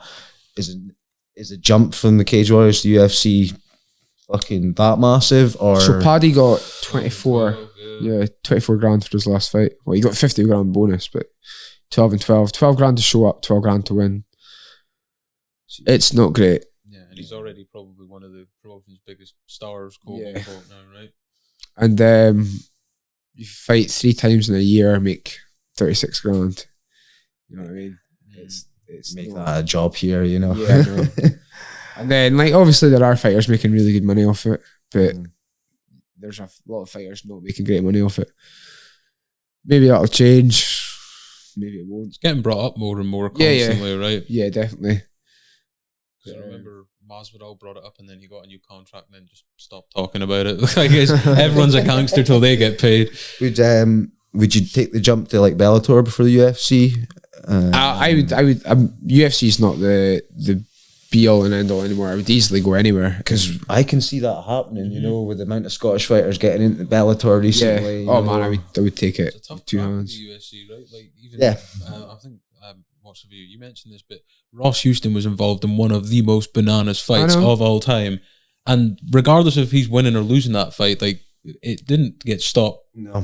For like a finish or anything, And they went and signed the other guy. Not Ross. I hope that'll be again. Imagine they did that rematch in the UFC. In the UFC, yeah. And then, I don't know. I don't want to sound brutal, but maybe cut the loser out at the end. I don't know, but it just felt really unfair that there was 2 like warriors in there, and the fight got stopped because there was too Ross much not blood getting on to the the floor. UFC was you know what I mean? Like it was quite disheartening for me because I was like, well, I could go and do what Ross has done and not get to the UFC. Yeah, that blew my mind that he never got signed. And Ross was not Ultimate Fighter. He was in for as well in America, and they pulled his weight class. So there's all this. Ross has had some bad dealings, man. Someone on Twitter got in touch with Dana White as well, didn't they? Like they've reached out to him and he'd actually responded, and then you think, oh, here we go, and then just went silent again. But like that's kind of like the next level you're at.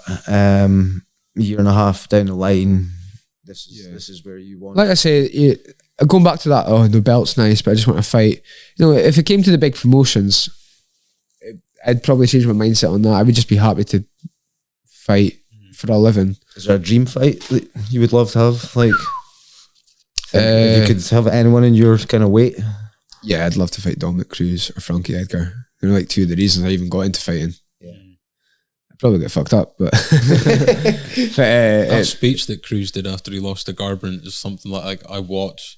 Well, I mean, it's kind of ruined now because the next one after he said the referee smelt of alcohol and cigarettes and ruined all credibility of it. He took all the excuses out of the promoter. Like they were all saying, like, "Oh, are we injured?" Just like, no, got beat fair and square, man.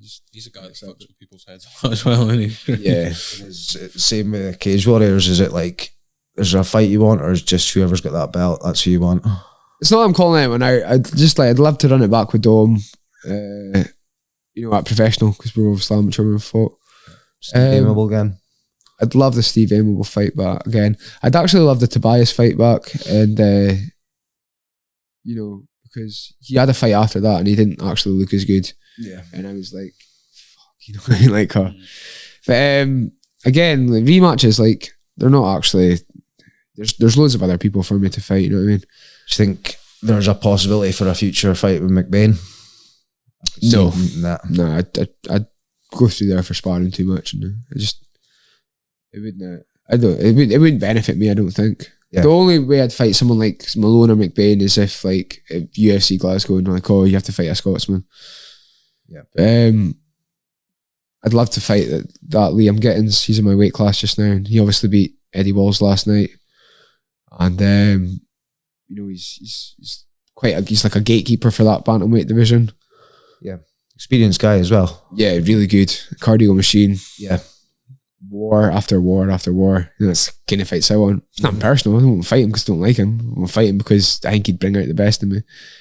And obviously, like, you in your career, you want the finishes, but the wars are kind of what puts your name out. Yeah, there, exactly. Yeah, or like highlight reel knockouts and stuff like that. Yep. Would you take a fancy fucking sub, or would you rather a fucking decent knockout? Fancy knockout. I've got loads of fancy subs. I need that knockout, man. That Jack Collins fight, man, I was raining elbows on him. I was like, oh, this is... Hey, what did he do? And then the referee stopped it. I was like, no. You know what I mean? Why did you have to stop it there? Was that Andy shouting you at that fight? He's like, yes, son, go on. Andy's quality, man. He's a brilliant coach as well. And not just a coach, like, he's a good friend of mine as well. Yeah. So, you know, it's a really special relationship I've got. Same with Kev, Martin and Ginge, you know. Mm-hmm. Well, we are planning on getting one with the 5 years at the gym. Like, that is the plan further down the line. Says that'll just be like, that's not going to be allowed on YouTube. No, definitely. We're getting deplatformed after that. Fucking Neil Young coming back. It's funny though, like at the gym, you've got like Martin and Kev who are like, they're quite serious and they wank over coffee and stuff like that. And then you've got me and Jen, who are like a bit like party animals, and like I was getting in trouble. It's funny, like Jen's man, he's quality. He's definitely like, he's coming on in 2 weeks' time, like, and yeah, we need to ask him about like his street fights and shit like that. Yeah, ask him about conspiracy theories. Ask him about street fights. Oh my god, the stories. See, one of the questions I had: what's the best conspiracy theory you've ever heard? What, being a scaffolder? There's loads of them. Don't get Aidan started on COVID. Man, the COVID's a joke. But the best one just now is, it's not Russia against Ukraine, it's Ukraine against Ukraine. They're bombing themselves. Oh man, I was hearing this one. That's crazy. Like, some people are like, oh, it was not going to happen, and then it happens. So their justification of that is like, yeah, no, Putin's in the right though. Like, he's fine. Mine's at the UN, runs the Finhorn Foundation. Well, hi, and that's where Shay comes from. Ginge on this podcast will be hilarious. Like, he's just a weapon. I went on a lad's holiday with Ginge. What stories can I actually say on here about Ginge? Right, so say them and we'll cut what we can't use. He's an absolute madman.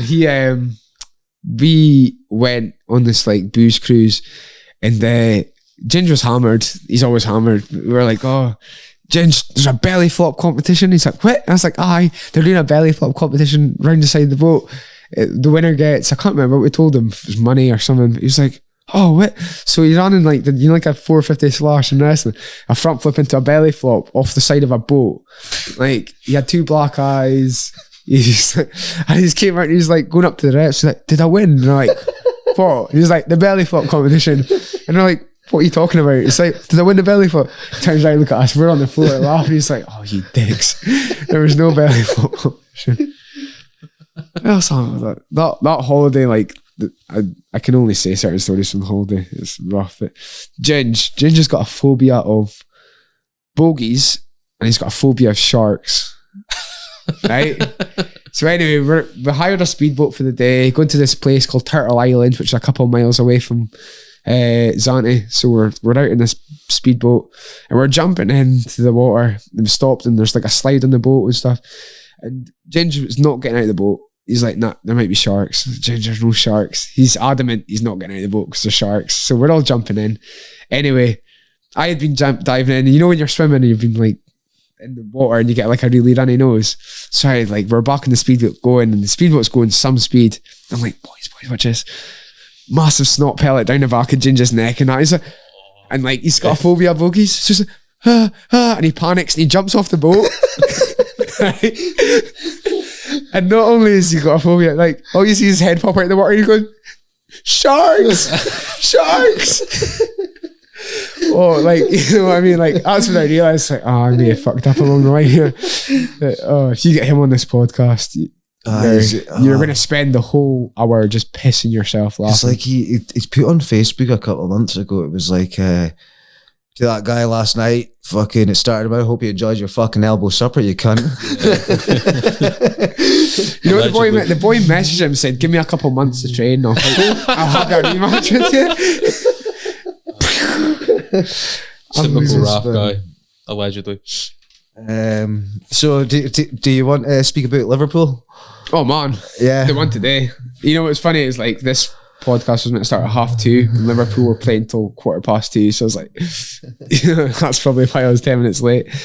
But yeah, man, it's funny, like, see, growing up, my whole family is like massive Rangers fans, but they just could not get me into football. And I knew my mum supported Liverpool, but like I almost hated Rangers because my family supported them. Like I always just wanted to go against what they supported. And but when I went to college, like, again, I didn't start supporting Liverpool till I was like 17 or 18 or something. I went to college and the whole college class was into football. So they were like, who do you support? I was like, oh, kind of like Liverpool. I don't know a fucking thing about Liverpool, but my mum likes them, so they must be all right. And then we went to William Hill after, and they always put their pound coupons on every day. And I put my pound coupon on, and it was like £200 back if it came in for like a few games. And I was like, how's that? And they're like, oh, because you've chosen this team to beat that team. No, that'll never happen. And then, what was it happened? Back at college on a Monday, and I'd forgotten about my coupon. And one of the boys was like, did you go get that coupon sorted? I was like, what are you on about? You won £200. And I was hooked on football. It's like, I can get money for this. And that was the start of like supporting Liverpool. And then I started studying the history of it, and I really fell in love with the club. Gone to see them, fucking watch them week in, week out. Yeah. I honestly love Liverpool Football Club. But the only problem that came along with that was like a really bad gambling addiction. Like, you'd have a heart attack if I told you how much money I'd lost over the years. But I was like, I'd gone from making, I think the most I'd ever made in a month was like £500 up until I was about 17 or 18, because like at odd jobs like Halfords, and like I did an apprentice stonemason, which was like £3 an hour, and I'd worked in, where else? Asda, Tesco. And so when I started working for Chivas, I was all of a sudden on £500 a week. And I was like, I'd never had money like this before. So I'd go gamble it all, but then I wasn't even bothered because I'd learned to live with like so much little money over the years. And then but then it started getting really bad. Like I had no money ever. And everyone was like, how have you got no money? So I've lost it all gambling. And then William Hill went and put this thing out. You could like actually see how much money you'd lost over the years. Like they started, I think it was the law that to like let people know how much money they were actually losing. And then this was getting really badly. Like I'd get paid on like the last Friday of the month or whatever it was, and then we'd be skint by the Saturday. And then I remember it was Tyson Fury versus Klitschko, and Jamie Steele was over mine for it.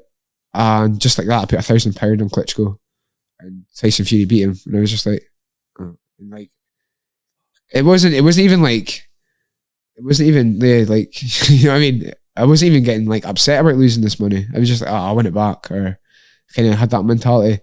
And this went on for years and years, and like it got really bad. Like I had to go get help and stuff. You don't actually realise how bad. Like even like I do have it under control now. Like I still bet a lot, but like I'm at the point now where if I lose like a £10 or £20, I'm like, that'll do. I'll maybe start betting again in a couple of weeks, or like even if I have a really big win, because like UFC is quite easy to predict. Like recently, if I have a big win, I'll be like I'm not betting again for a couple of weeks. You know, I'm happy with that win. But yeah, for a long time, gambling addiction was like a real thing. Do you have an addictive personality? Yeah. Oh yeah. You know that. You know what I mean?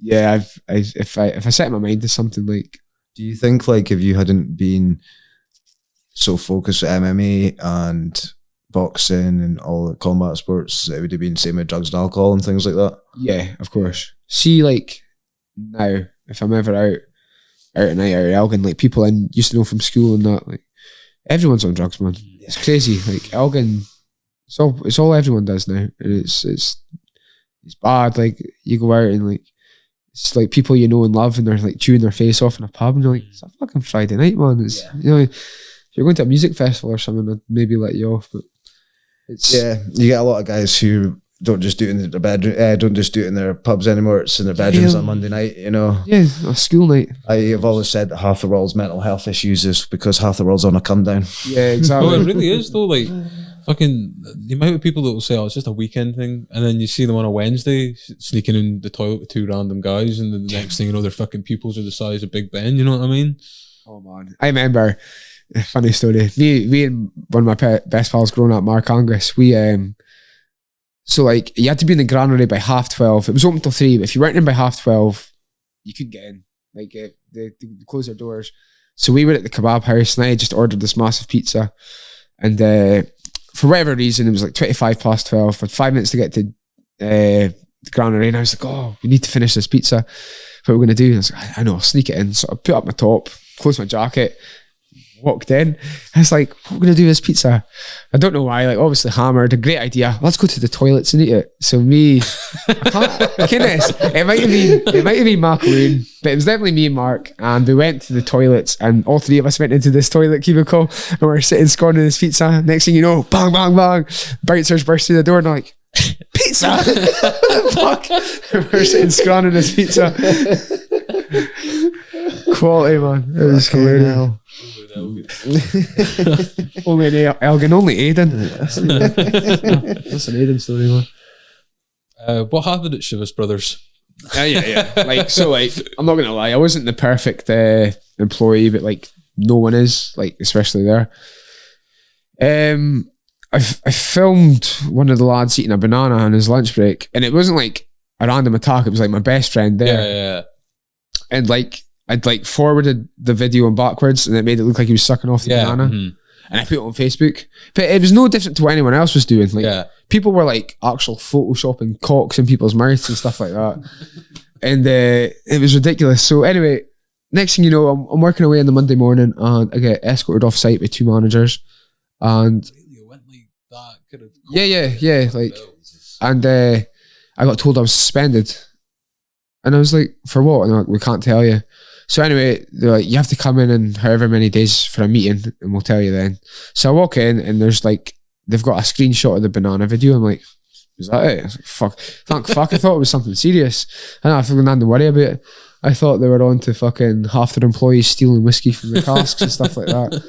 So yeah, I thought it was something serious. So as soon as I saw it was that, I was like, oh, I've got nothing to worry about. And then after I had a meeting, and then 2 weeks later, I got a letter in the post saying I'd been dismissed from the company.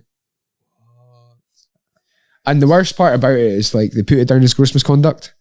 Yeah, so but that covers so much stuff and is a very broad kind of term. So now, if I ever apply for a job in the whiskey industry, I've got gross misconduct to my name in the whiskey industry. So like, I can't. And like, whiskey's like the only thing I know. Like, like I would go home from work. I would look up a brand of whiskey. I would study it. I can tell you so much about whiskey, and books upon books of it. And like even my whiskey collection. I don't know if you've seen it. I've got a whiskey collection. Yeah, I've seen it. It's heavy. And yeah, like I just like overnight lost all that passion for the whiskey industry after realising. But like, it's just full of fucking vampires, man. Like the people that are there are the kind of guys that would like rat out Anne Frank to fucking, you know what I mean? That's the only way I can describe it. Yeah, fucking old preview clip. They're fucking horrible people. And like, I'm always bitter about the way I got let go, but at the same time, I'm just glad to be away from that absolute scumbags. Yeah. Were they a stumbling block for training and things? Or no, I had it really good with them actually. Tell you what, galvanizers that were stumbling block for training. Was it sorry? Galvanizers. Yeah, because I was on day shift 2 weeks and then night shift for 2 weeks. So I was missing 2 weeks of training at a time. A lot of shit things about that fucking place. Like, yeah, man. Yeah. I'd honestly rather guide my dad into my mum than go back there. It is. Now we're talking hour and a half and the savagery's coming out. It is and it's just like, it's just the mentality there as well. They're the kind of guys that will grasp people. See, when I was at Shivas, I worked with this absolute vampire called Ian Barber, right? And he would rat out anyone. He was just like an absolute horrible cunt.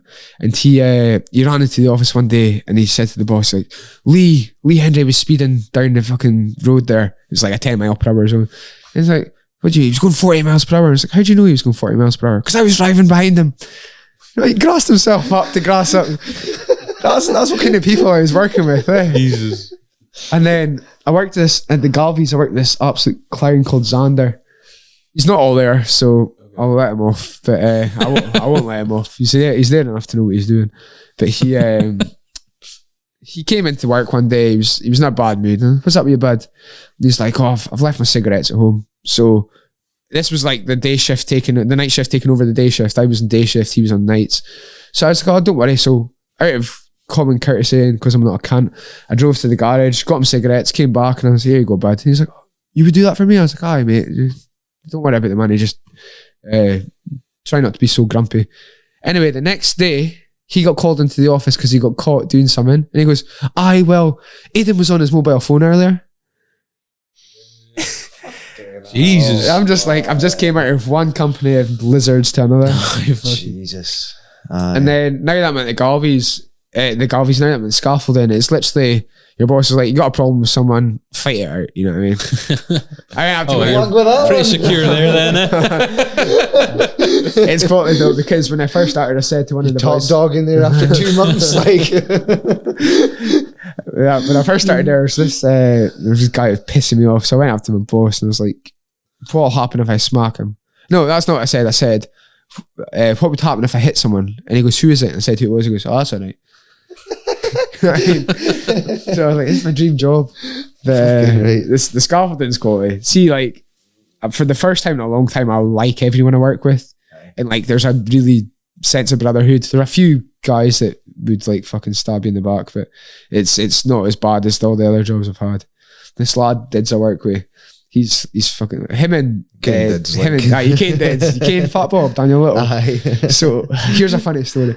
They're like the Chuckle brothers of the company. They're super good at their job, but they just love a laugh. They love a wind up. So I came in one morning and Dids is always on TikTok. So Dids goes to me, he's like, oh, do you want to try my TikTok fudge? And I was like, what are you on about? He's like, oh, I made Malteser fudge last night. I was like, you know what I mean? I was like, what the fuck? So he showed me, he's like, have some. I was like, why are you trying to give me, like, he was dead keen on giving me it. And he's like, I was like, you eat a bit. Because I was like, he's obviously spiked this or something. So he's sitting eating it. I was like, okay. So I took a bite and I'm not joking. It was beautiful. It was brilliant. So I was like, something's not right here. But anyway, I was like, oh, he's another one. So I ate another few bits. And I was like, oh, I appreciate that, bud. He's like, oh, no worries. So anyway, I put it back in the van. I'm walking away and all I hear is Fat Bob shout, who the fuck's been eating my fudge? It wasn't even Dids'. Dids is walking away giving Abdi his Fat Bob's fudge, telling it in his face. It is so funny. But Dids got his own back because, no, Fat Bob got his own back. No, was it Dids? Oh, no, it was Fat Bob that done that to me, sorry. It's Dids had been making it. Dids was in the army and he's like quite passionate about like the armed forces. And whatever distillery he was working at, the boss, I think he had been in the armed forces as well. So him and Dids were getting on really well and talking about like the stories that they'd shared and stuff. Anyway, Fat Bob goes up to this boss and goes, Dids isn't telling you he was in the army, was he? And the boy's like, yeah, Harry. He goes, oh, he wasn't. He tells everyone that, but he wasn't. And then he's like, what? It's like, he's been working at McDonald's all his days or whatever it was. So the boss is like, what the fuck? You didn't joke about being in the army. So every time this boy saw Dids, would blank him up past him. Dids was like, what have I done? And Fat Bob had to tell him what had happened. This is just the kind of the stuff that goes on a daily basis at that company. It's quality, like. But like I say, for the first time in a long time, I'm happy with where I'm working. I'm happy with like the guys I work with, and I'm happy with the job as well. It's really physical. Like there's days I come home and I'm absolutely knackered. I'm like, fuck, I've got 3 hours of training now. But like, you know, I'm first time in a long time. I'm quite happy with the way everything's going in life. Yeah. You plan on like get to the major promotion and that. I know you kind of get asked this a lot from so like The scarf would be like a safety net. Yeah. I would always go back to it if like that, and if it didn't work out, I've always got that. But as long as I can look my two kids in the eye when they're older and say, like, I tried my hardest, like that was my dream. I wanted to do that. And not looking in the eye like Bisping does. Jesus. You know what I mean? As long as I can tell myself that like I did actually, you know, give it everything I had, because like up until, you know, like maybe a few years ago, I was giving it a lot, but I wasn't giving them all. I was happy just to do the bare minimum, just to like keep afloat.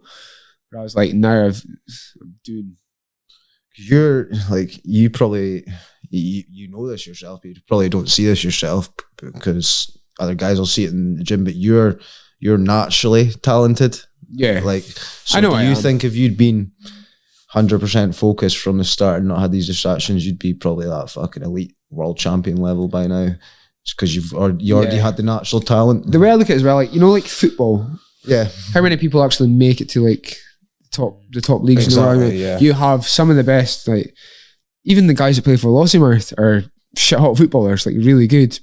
But like a lot of the people don't get that opportunity to, you know, go on. Well, I can get on board with what you're saying there. The best, I remember playing school football when I was younger, and the best player I ever came up against was Brian Cameron. Yeah. Brian Cameron is now Elgin City captain, but that's his level. Yeah. So, and that's the lowest level of football. He could have easily, if the opportunity presented himself, I reckon he could have went higher, 100%. But he's still in the lower levels of the game. Yeah. So that's how high that world class level is. You know what I mean? So like, so many people make it. You know what I mean? So like, even if I do try 100% and give it my all, and I don't make it, you know, it is the brutal nature of the game sometimes, isn't it? Yeah. I suppose you can't think like that either. Like, you know, oh, if I'd done this differently and that, I'd be there now. And Yeah, you know, of course. Getting it, you can hear it now, innit? All I can focus on is what I'm doing now and what's going to happen over the next. Do you, in terms of obviously training, you take a shitload of damage in fights and training, more so in training and that. Yeah. Do you have a timeline on your career? Do you think you don't want to be one of these fucking guys at 45 getting punched? They let the sport beat them. Yeah. Yeah. Like people, I'll go back to the question in a second, but like the likes of Khabib retired on top, yeah. GSP retired on top. You know, you don't really see much fighters doing that. Then you watch Chuck Liddell, he came back and tarnished his career. Anderson Silva. Connor now, right? Yeah, you know what I mean? Like, I'd die. That wasn't really punch damage. No, but it's like someone else took him away for ages and then he came back and everyone else had. Yeah, I would definitely. I think your body, like, if the fans know when it's time to retire, then you yourself should know when it's time to retire. I do plan on, like, if I was to say now, like maybe about 40 years old. Yeah. Because I never realised until you started fighting pro, like, how much goes into it. I didn't know you guys went for brain scans and things like that. You know, you pay all that out of your own pocket as well. Mm-hmm. But that's the stage it's at, you know. Obviously, is there changes in your brain from getting punched in the fucking head so many times? Or? You know what? See, if I wasn't so forgetful and stupid prior to taking up fighting, I would honestly think that, like, I had, like, brain damage because I've got a really, really bad memory. But I was like that before I started training, and I know so. But like I say, if it weren't for that, I would definitely think that was the case. Yeah. But, in terms of like I've only ever been knocked out once in like 60, 70 plus fights. I took like 10 boxing matches.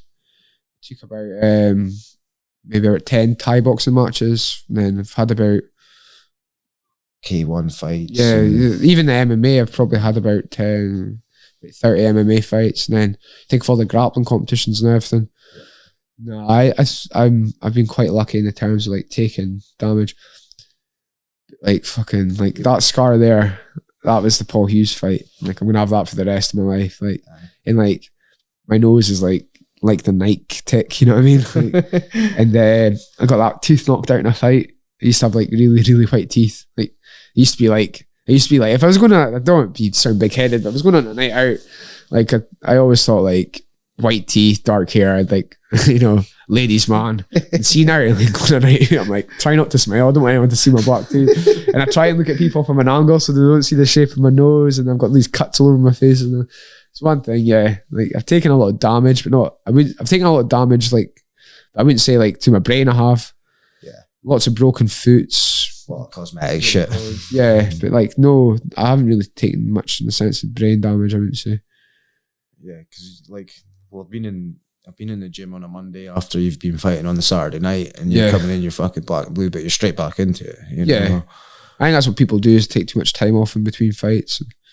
Yeah, if you can just keep that mentality. Has there been a fight where you thought, I fucking need a week or two off because I'm fucked? Like, no, not I can think of. Maybe there has, but I can't really think of anything. I don't know. Like, you're saying like you've seen what it's like in the gym. See, if you watch me and Ginger spar, you could sell that. You sell those fights, man. Well, I remember the video of the overhand right. Yeah. But I got the takedown, so that's all that matters. Yeah, I took him down off of that. Yeah, I remember the video of the overhand right. And then when we had Doug on, we were speaking about when Dave McCabe got his jaw broken. Yeah, Bradley Poole, spinning kick, yeah. It's funny because Bradley had never ever done anything like that in his life. And he just randomly was like, "Yo, you know what? I'm going to throw a spinning kick for a laugh." Then it turned out not to be a laugh. But that's back when, like, you guys were fucking killing each other in the gym. Not fucking killing each other, but like, not intentional either. But there was lots of injuries getting picked up. Guys were pushing each other fucking hard, like. But that's before the days of the gym that you've got now. Yeah, working up at Ali's, pulling out mats, and guys that having to put the mats in before every class, put them away at the end of every class. Guys that come down and train just now, they don't realise. Don't know what it was like. Yeah. Do you see yourself? I know it's kind of hard to say what's going to happen in the future, but do you see yourself being, if you get into the UFC, just you kind of touched on it earlier, saying that you're happy to just take a fight if you get there. Yeah. But do you see yourself making that push once you're there, or you're like, right, fuck it, I just want to fight? To me, like, is it aim the UFC, or is it aim a belt in the UFC? You know, the aim's not even UFC. The aim's just to fight for a living, make a decent amount of money for my family, and just do what I enjoy. Yeah, it's the sad truth, but it's the only thing I enjoy is just training. Yeah, like I get major fucking down in the dumps if I haven't been at the gym. Like even just now, I've just had a kid. But because I'm missing training so much, I'm like getting fucking gutted and angry and sad. But then you're like, you've got a beautiful kid at the, out of it. But then it's like emotions, isn't it? Yeah, it's really. But that's just kind of, if you're gonna do a sport like MMA, I'm afraid you're either all in or you're not. And if you're not in, then you're just wasting your time. You're not wasting your time. You're wasting your time if you want to achieve something out of it.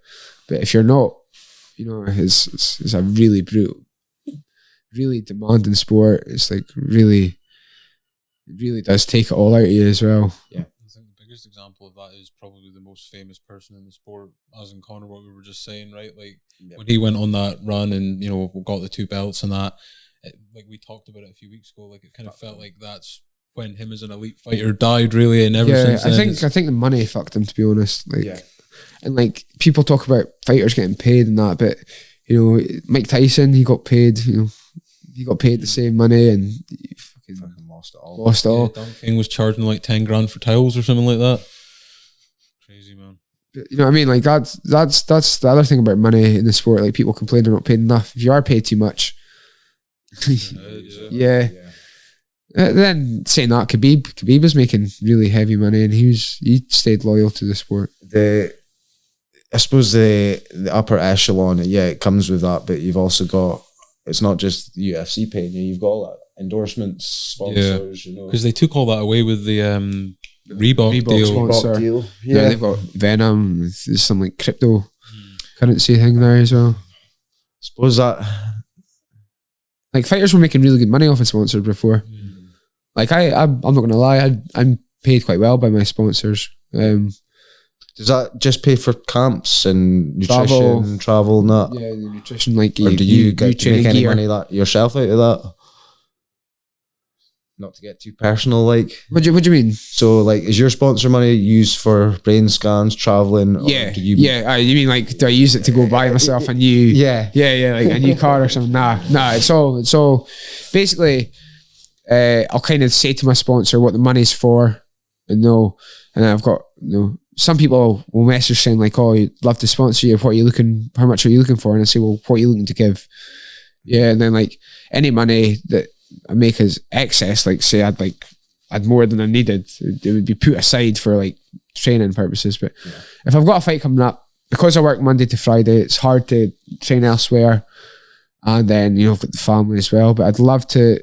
What I always did was I would drive down to the higher level on a Sunday for sparring, and like it was expensive to get down and back. So it's like sometimes you go down on a Saturday, you get yourself a hotel room, and like even with the grappling competitions, rather than drive down in the same morning of a show and you're tired, you know what I mean? Because you're leaving at 6 a.m. and then the show's like 10 a.m. till like 6 p.m, and you're just sat around waiting for your name to get called. So you can go down and get a hotel the night before. So like it's all like it's just expenses, you know what I mean? And then new equipment. And the thing, if you're training all the time, your equipment's getting wrecked all the time. So you're constantly having to buy new gloves, new stuff like that as well. So yeah, that's all the sponsorship goes towards that. But then there have been times when sponsors been like, "Oh, well done, win your fight. Here's money as well." Aye. Yeah. So like I'm paid well for my sponsors. I'm very lucky in the sense that I've got the people looking after me the way I do. Another thing I spend money on is I do like loads of personal training out at the gym. So I'm always buying like equipment for them as well. So it's not just for myself. Okay, I mentioned you got a manager. Is there a fee and things like that involved there, or is that like? I think it's only if you get to like a major organisation. Like Cage Warriors, obviously a big one, but it's not a major. So like if I was to go any higher, like UFC or Bellator, then they would get a cut, which for me would be fine because they've got me there. But at the same time, we're talking about fighter pay, and like they're asking for like 20%, and you're already making shit money. Yeah. So the money in fighting ain't worth it unless you're at that level, isn't it? Francis Ngannou, right? He's wanting to go box Tyson Fury because he made like what 300,000 for that last title, and he's a champion. Yeah. You've done a bit of reffing in your time as well, have you? Yeah, so that's another thing. Like I'd obviously love to go into like full-time coaching, but after like I retire, I'd love to just get back and judging, refereeing, especially refereeing. Like you're basically getting the best seats in the house, right?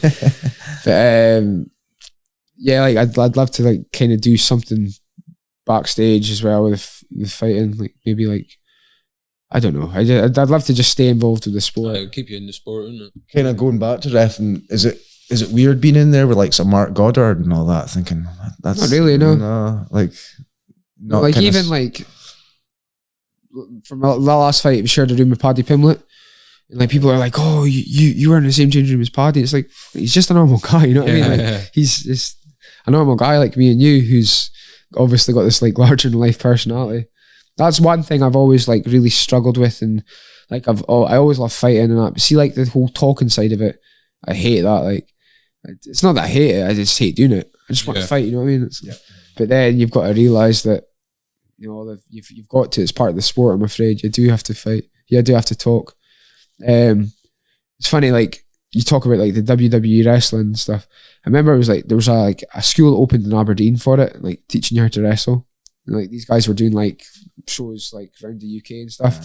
So started going to that, and like they were saying like, "Oh, you're really talented and stuff." And then I went there one week and we did like a microphone work, like a lot of wrestling's pro wrestling's like talking. Yeah. And I was like, I'm fucking doing that. And they're like, "Oh, you have to. It's part of the sport." I was like, "No, I'm not doing it."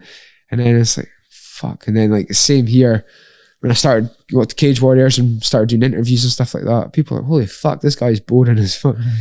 You know what I mean? It's not that I'm boring. I don't want to do it. It's another one of those things where like, oh, I fucking would have said that, and then as soon as they're there, like, start doing them like Paul McBain's. His are fucking insane.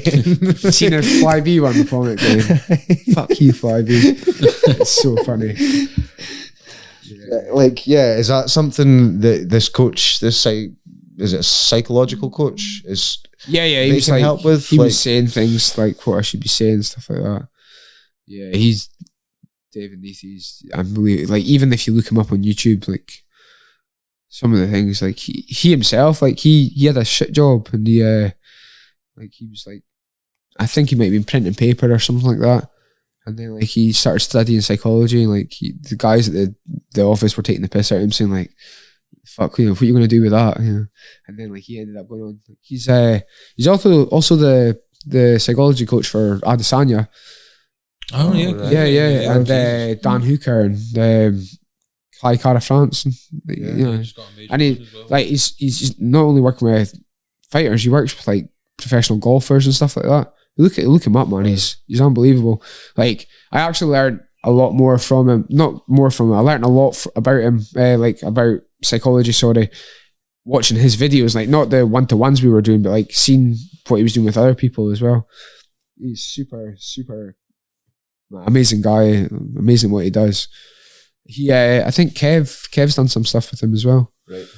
Like, Kev's mentalities over the last 2 or 3 years have changed drastically as well. So yeah, he's just turned a bit of an animal, isn't he? Yeah. It's funny, if you saw Kev at school, he was like the most shyest, timid guy I've ever seen. And, like, cause that's what he was like at school, like, people took advantage of it. Yeah.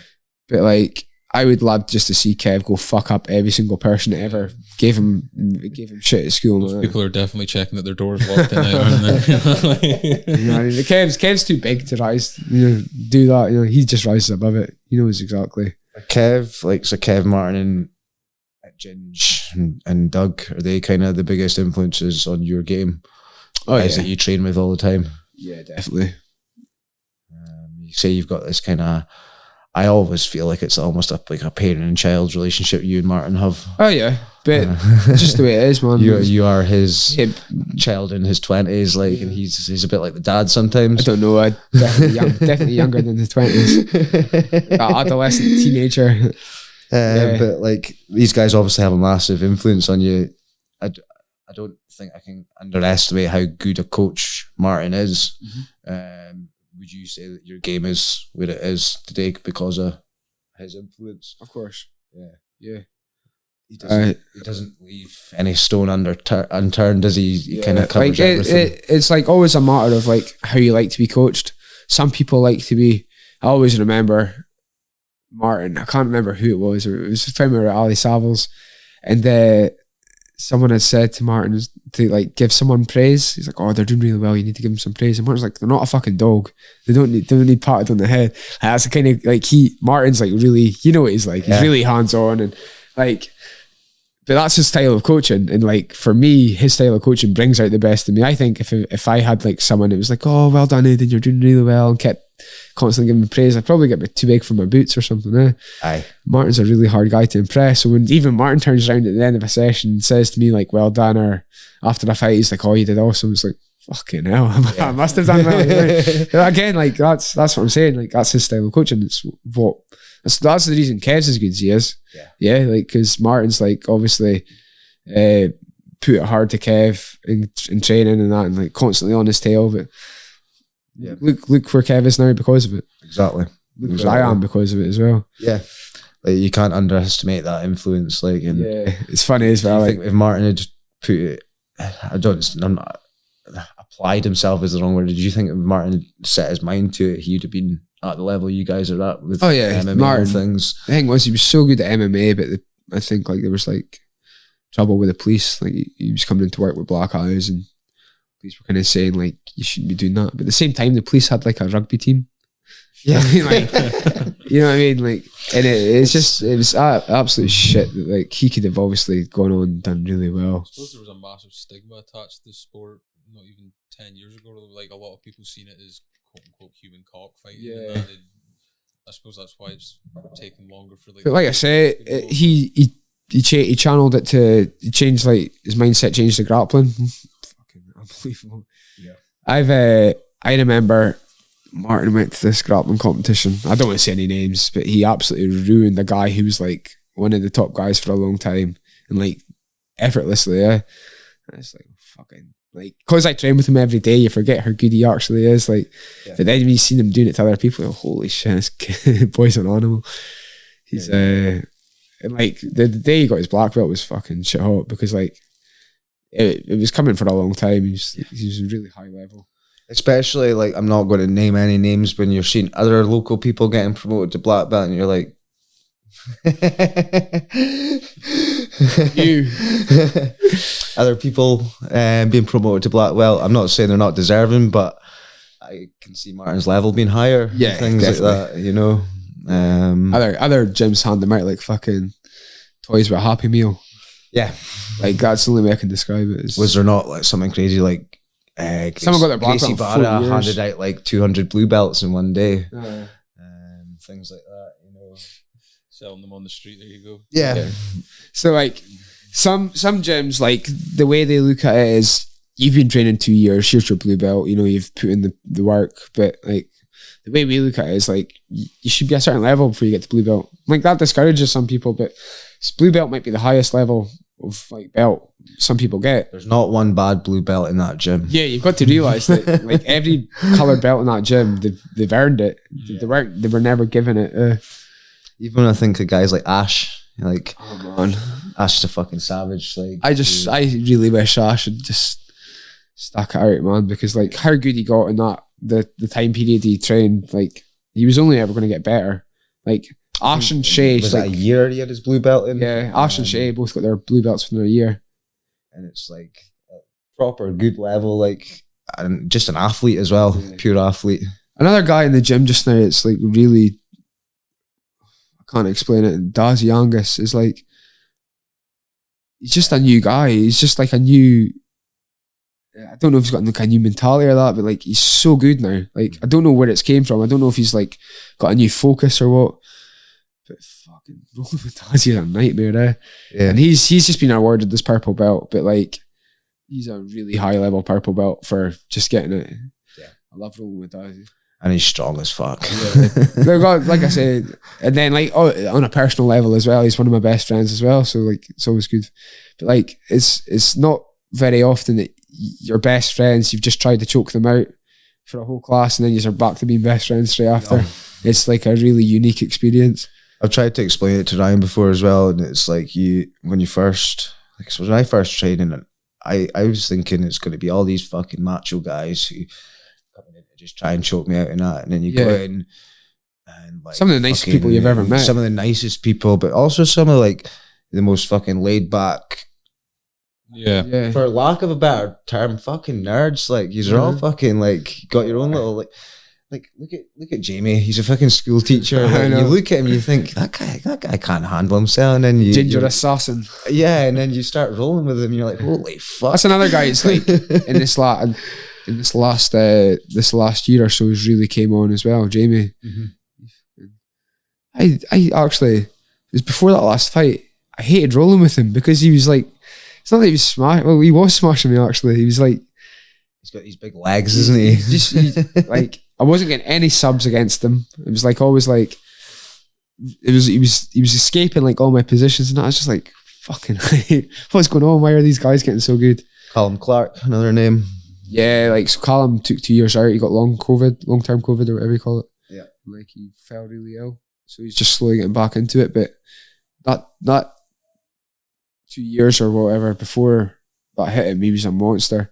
Took his first ever MMA fight and like against someone like an exact same level as him, but he absolutely ruined this guy. And I was just like, whoa. Wrestling got phenomenal. Yeah, we started calling him the Scottish Khabib, didn't we? Yeah. Yeah, he The was. sloppy shark, Callum Clark. Yeah. So like, I mean, we asked Kev this, but obviously like you do a bit of coaching as well and like corner people and that. What's the difference between like you? I mean, obviously there's a difference in the sense if you have control in your own fight and you know you're delegating control to someone else and you can help as best you can, but you get like further anxiety for like watching one of your mates. yeah, fight it's or more something. nerve-wracking watching a friend because you obviously want them to do better. If it's yourself, obviously you want to win, but Yeah. like it's all on you. Whereas like you feel helpless when it's someone else because it's all them and you just want what's best for them. Like Alex was fighting last weekend, and I was hanging over the cage when they were doing the introductions, like kind of giving him water, telling him that he's the man, he's going to knock him out and stuff like that. And I was shit. I was trying to hold this water and I was like that. And I was like, fucking, why am I so nervous? And then he went and stopped him in 20 seconds, man. It was need to see. Yeah, I know, but like I was like, he wasn't even nervous. He hadn't broken, like he was just so ready for it. But I was like, why? I don't know why I was nervous, because I knew it was going to be, that was what was going to happen. But coaching's like, it's because you've got no control over it. Like, it's not fun. It's actually, I'd rather fight than coach sometimes. But then again, when you see him win, when you see like the results, it's always worth it. Yeah. Let's go for some predictions. Yeah, well, let's go for it. Okay, so like, I suppose the next big card is the Volkanovski card. Volkanovski by murder. Yeah, I think that's a kind of. I haven't seen the odds yet, but I would put what everything. we were just discussing before though was the Peter Yan fight. Peter Yan by murder. Yeah. Again, I haven't seen the odds, but I will be betting very, very big on both Yan and Volkanovski. Ian Gary's fighting as well. Probably. Yeah. I don't know. I've seen his opponent fight, but like I haven't like, I don't know what he's good at and what he's not good at. But I'd imagine Ian Gary will do very well as well. What about Hamzat and Burns? Do you think Hamzat just runs through him like he's done everyone else? Murder. Yeah, definitely. Do you think that's the next big thing? Hamzat? Yeah. Oh yeah. Yeah. I think he's already the next big thing. Look at the way everyone speaks about him. Yeah. 3 fights in the UFC, or is it 4? And he's 4 fights in the UFC. And It's that kind of. have you watched his like things on YouTube with Darren Till? Yeah, they're hilarious. You know what I mean? I'm like, why have I not got a bromance like that? They turn up. Is there anyone in the UFC you kind of base your style off of? Yeah, it used to be Dom Cruz. Yeah, but like he obviously just moves a lot better than I do. But I do try and mimic his style. And for the grappling, like Charles Oliveira, if you ever watch him fight, the way he takes someone's back, like it's so quick and everything, like and he puts you under constantly, like you're constantly defending straight away. So like I like to think that I'm like basing my style off of him. I've obviously got a long way to go. We were just Speaking, just saying before you came that, like, obviously, if you told someone 5 years ago he's going to be lightweight champion, people would have burst into tears laughing at you. You know, no chance. There's like no chance. So like, kind of UFC going forward, we've got obviously there's fights everyone wants to see, Diaz, McGregor, and that. But is there realistic fights in the next 12 months? You think, fuck, that's a fight like Hamza and Usman. Yeah. But then you could also go. I suppose we'll take that a bit further outside UFC as well. There's a fight you want to see in Cage Warriors. There's the Bellator featherweight champion AJ McKee. Yeah. Have you seen him fight? Yeah, he just murdered Pitbull, was it? Yeah. Him against Volkanovski. I think that's probably, or even him against Holloway, to be honest. I'd rather see that fight. Yeah. AJ McKee, like, I will stay up to watch any of AJ McKee's fights. The UFC would have to sign him, right? Because there's no way that Bellator and the UFC would ever co-promote something. Imagine they did a head-to-head. Like that's what I would like to see. Like winner takes all. Yeah. That would be proper. Just the champions versus champions, and then also like the biggest fighters against the biggest fighters. The whole like fucking WWF versus WC. No, seriously though, fucking good old days. Dana never do it though. So like so and then there was one more fight. We were discussing Ngannou versus Aspinall. Do you think that's an interesting fight, or do you think that's just straight up smash again? He's probably going to fight Jones first, is he? It probably is, but I can see that being a fight that's going to happen in future. Like, I think if they don't do with Aspinall what they did with Till and just rush him towards a title shot, they give Aspinall, he'll knock out Tuivasa next. Yeah. And then after that, probably fight someone. Cyril Gane or someone like that. Well, yeah. Curtis Blades. Or Curtis Blades. I'd rather see him fight Gane because I think Curtis Blades has had a rough road, man. Leave that guy alone. I think the Curtis Blades a lot harder fight. But yeah, I'd probably go Aspinall being the heavyweight champion within the next year and a half as well. Yeah. Do you watch everything? Because everything. Yeah, I thought PFL, One Fighting Championship, Bellator. I kind of figured that like you just study absolutely fucking everything. Have you got a favourite fighter just now? Probably Jay McKee. Yeah. I really think that guy's the best featherweight in the world. and he's not even in the UFC. Again, like I was a big Paddy fan before, but like I'm an even bigger Paddy fan now. If that was a fight that came up for you, yeah, I take it. Yeah. That'd been interesting.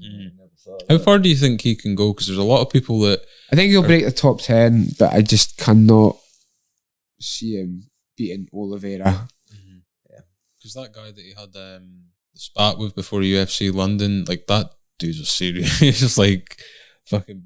You know, do you see the fucking knockout of what's his name, Jai Herbert? Aye, Yeah, fucking hell. So It's so funny because Ginge messaged me before that fight and he was like, "Oh, bet big on whatever his name is I can't remember. hand sanitizer. Hand sanitizer. bet big on him, and then Herbert dropped him in the first round. Yeah. But that's the other thing. So like, Jay Herbert was the Cage Warriors lightweight champion, and he got the call up, and like he's an elite level striker. Like you saw that, at UFC London, and but his first 4 fights, he's had. Who's he had? He got Moicano in his second fight. He just had hand sanitizer. He got given a fair fight for his third fight. He knocked the guy out in the first round. But even his first fight was against That's where Dan Hardy lost his job on it because like, Francisco Trinaldo, I think his name is. And like he's like a proper seasoned vet. Like they never gave him fights that couldn't build him up. You know what I mean? It does like- seem like an American bias in the UFC, doesn't there? Yeah, Like, definitely. always 100%. Do you remember that guy that was in his corner and he was like 2-3-0 and he like just said call it? And remember the corner guy was trying desperately to get him to stay in. Yeah. It's like, you know, there's people over here that are fucking busting their ass to want that opportunity. You know what I mean? But, Yeah, they're definitely. I suppose it's down to who owns the promotion at the end of the day and where their money is made, isn't it? yeah, It's like- true. Like I say, the eventual aim is just to fight for a living. Yeah. Have a nice house. I would never ever go crazy with my money. I would just get what I need, and just spend it all on my family and my friends. It's just me. Like even now, my idea of like magic, like what would make me happiest is just like my mates at a music festival. Like all I do is go to gigs, and like I like going out to watch sports with my mates over a pint and stuff like that. Just a good time, mate. That's what I says to Ryan before he came on. This is like you are in a good way. You're polar opposites to Kev. Yeah, I know, but like that's just like I've always been like that. Yeah. Even at school, it's just everyone's different. Like I know because I'm an athlete, people think I should probably like not do any of that, but I just want to enjoy myself. I just want to be happy. It's definitely the biggest thing is just being happy in life. Yeah, exactly, mate. And what makes me happy is drinking whiskey, watching Liverpool, and fighting. You sound like Conor McGregor. just to end it off, because we've been here for 2 hours, 10 minutes. Time fucking flies by. Obviously, best of luck with achieving what you want to achieve this year and that, and hopefully we'll see you again soon for the Misfits orientated one. Hopefully maybe get you back on when you do get in the fucking UFC belt. Like I say, it'll be a UFC gloves here next time. Yes, let's fucking go, mate. But just before we go, I just want to say I didn't expect this to be as deep today. You know, when you were talking about like the stuff like anxiety and that, because Lee had been saying beforehand, it's like Aidan's just the wildest guy that you'll ever meet in your life. So I was expecting. I don't see what the point of a podcast is if you can't actually talk about real things, because I just thought this would be a good one because like all your podcasts that you go on are always like, right, what's your next fight? And all that. This is kind of looking back now. What do you think of your opponent? What have you done on the lead up to this fight? Yeah, say old. We'll just chat shit for fucking right. Yeah, we're all fucking professionals. But the one in the gym, we're going to come to the gym and get one with the 5 years. That'd be and that, fucking so funny. It's going to be Doug and Evans. Yeah. I remember, like I say, it's always just fun stories, but like Doug's like, he's super clever when it comes to nutrition. He's got no common sense. Ginge turned around and he's like, because the 5 of us were training, and Ginge goes, 1 in 5 guys is gay. And we're all looking at each other. And then Ginge goes, I hope it's Doug. He's super cute. And Doug's like, what are you on about? It's not me. They like the joke right over his head. You know what I mean?